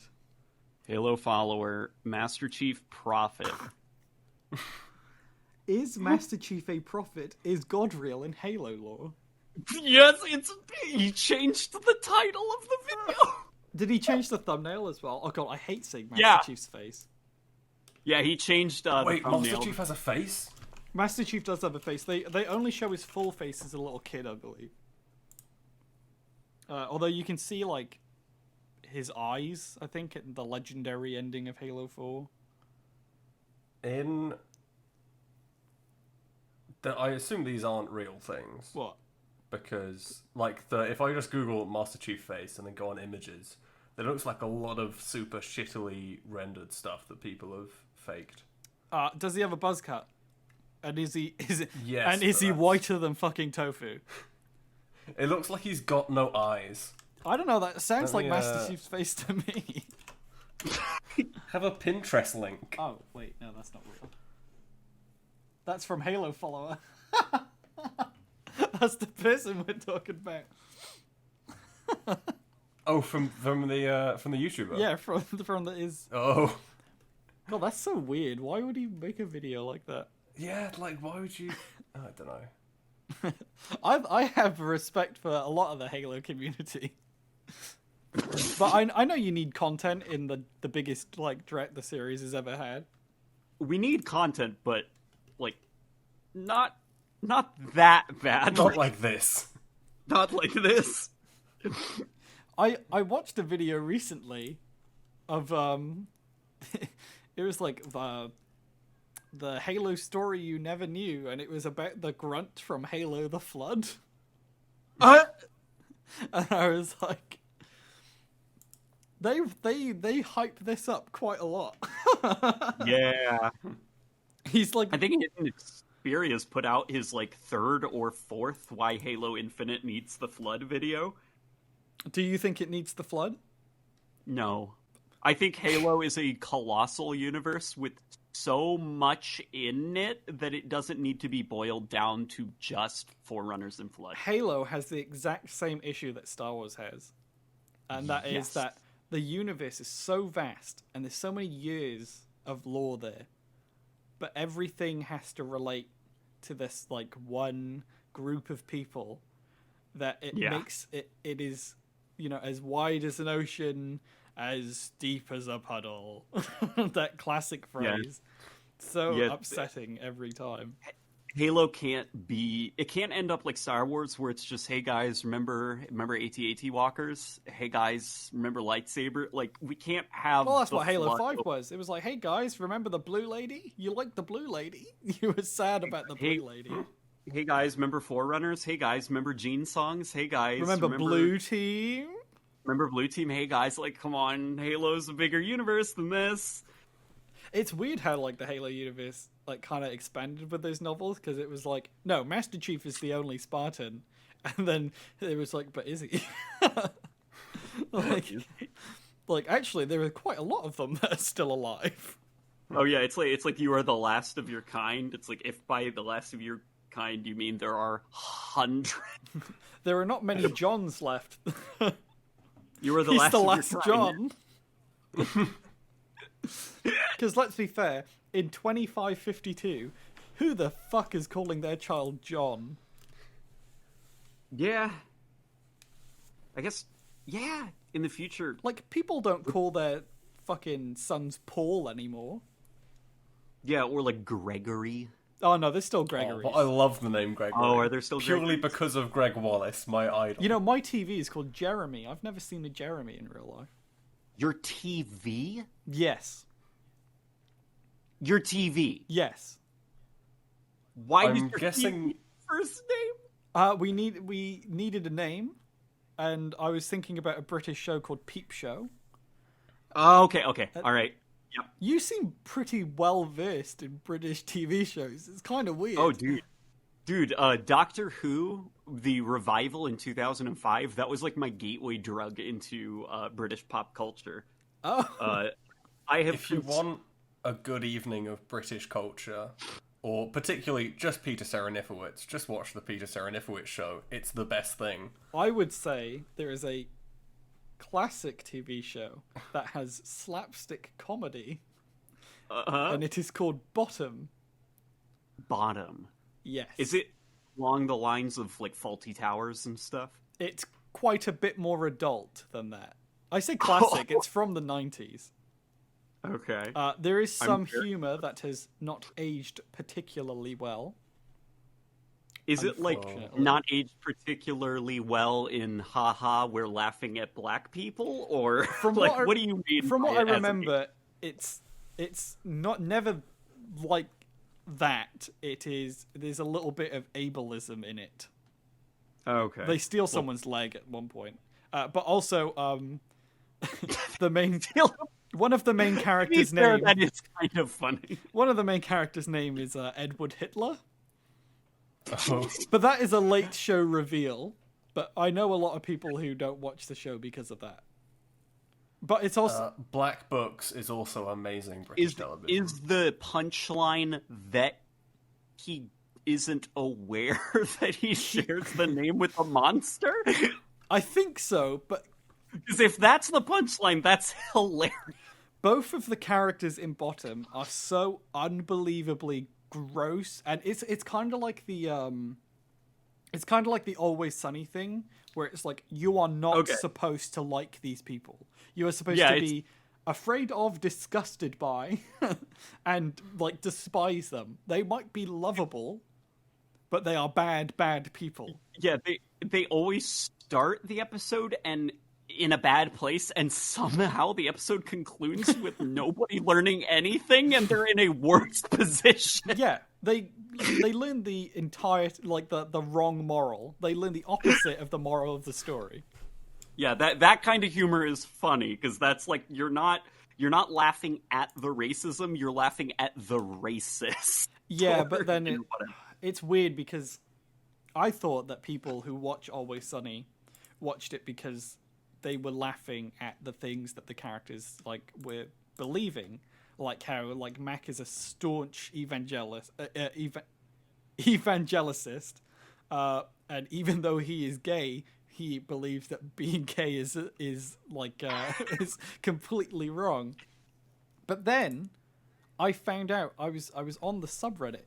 I found out that the fans of the show, a lot of the fans of the show do not get the show. Or at least the people still talking about it. It's like the people who think Cartman is the good guy in South Park. Or the people who watch Borat and are laughing at the racist caricatures where it's like, haha, that's right, Jewish people are like that. It's like, no, the joke is that there are people who think like this and they're stupid. The joke of Borat is that he is saying these things and other real people are agreeing with him. Yeah, that you're laughing at the people who are exposing who they are. Like Rudy Giuliani. Yeah. He's trying to get his dick out, no matter what he says. Good old Rudy Giuliani. Good old leaky boy. Those images of him where he looks like a supervillain at the end of a boss fight who's like falling apart at the seams. He looks like a Power Rangers villain. like he's about to summon Goldar. Yeah. So, you can't kill me! I am the United States! And he's like melting at the seams. God, I want to laugh at American politics, but it's just so drab over here, you know? Yeah. It's like we are starting your 4-year journey. Oh no, are you guys getting going with having a crazy, out of control, egotistical leader? Yep. I mean, well, no, Boris. our leader is so grossly incompetent and everyone knows it. Even the people that voted for him must know it. But he's so charming and adorable. He's fucking not. He's such a fucking useless prick.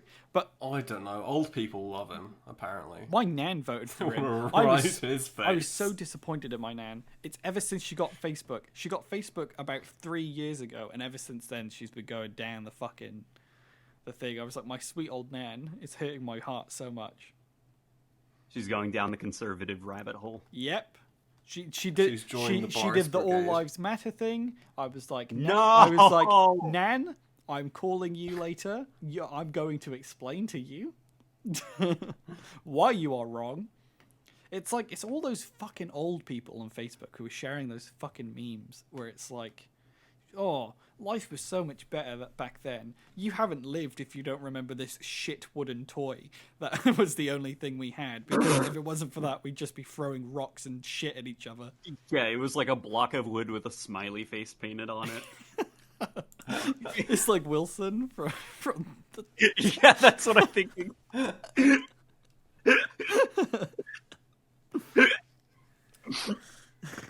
How about we've recorded ending, and then we can talk about whatever. Yeah, we could do that.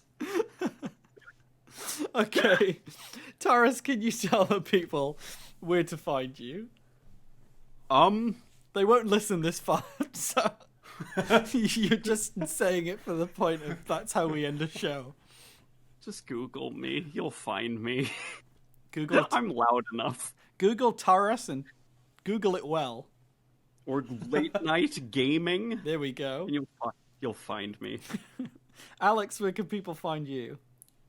Twitter, at ControlALX, because that's my brand. Yep, he's got a website as well. It's shit. You can check it. No, it's gone for now. It's under... I'm very poor. It's in hiding. Oh, that's like my website. I was too poor to keep it up, so my portfolio's I was like, do I want to have this be a free WordPress website, or just have it not exist for a while? It's not like anyone's gonna buy it and trick you. Well,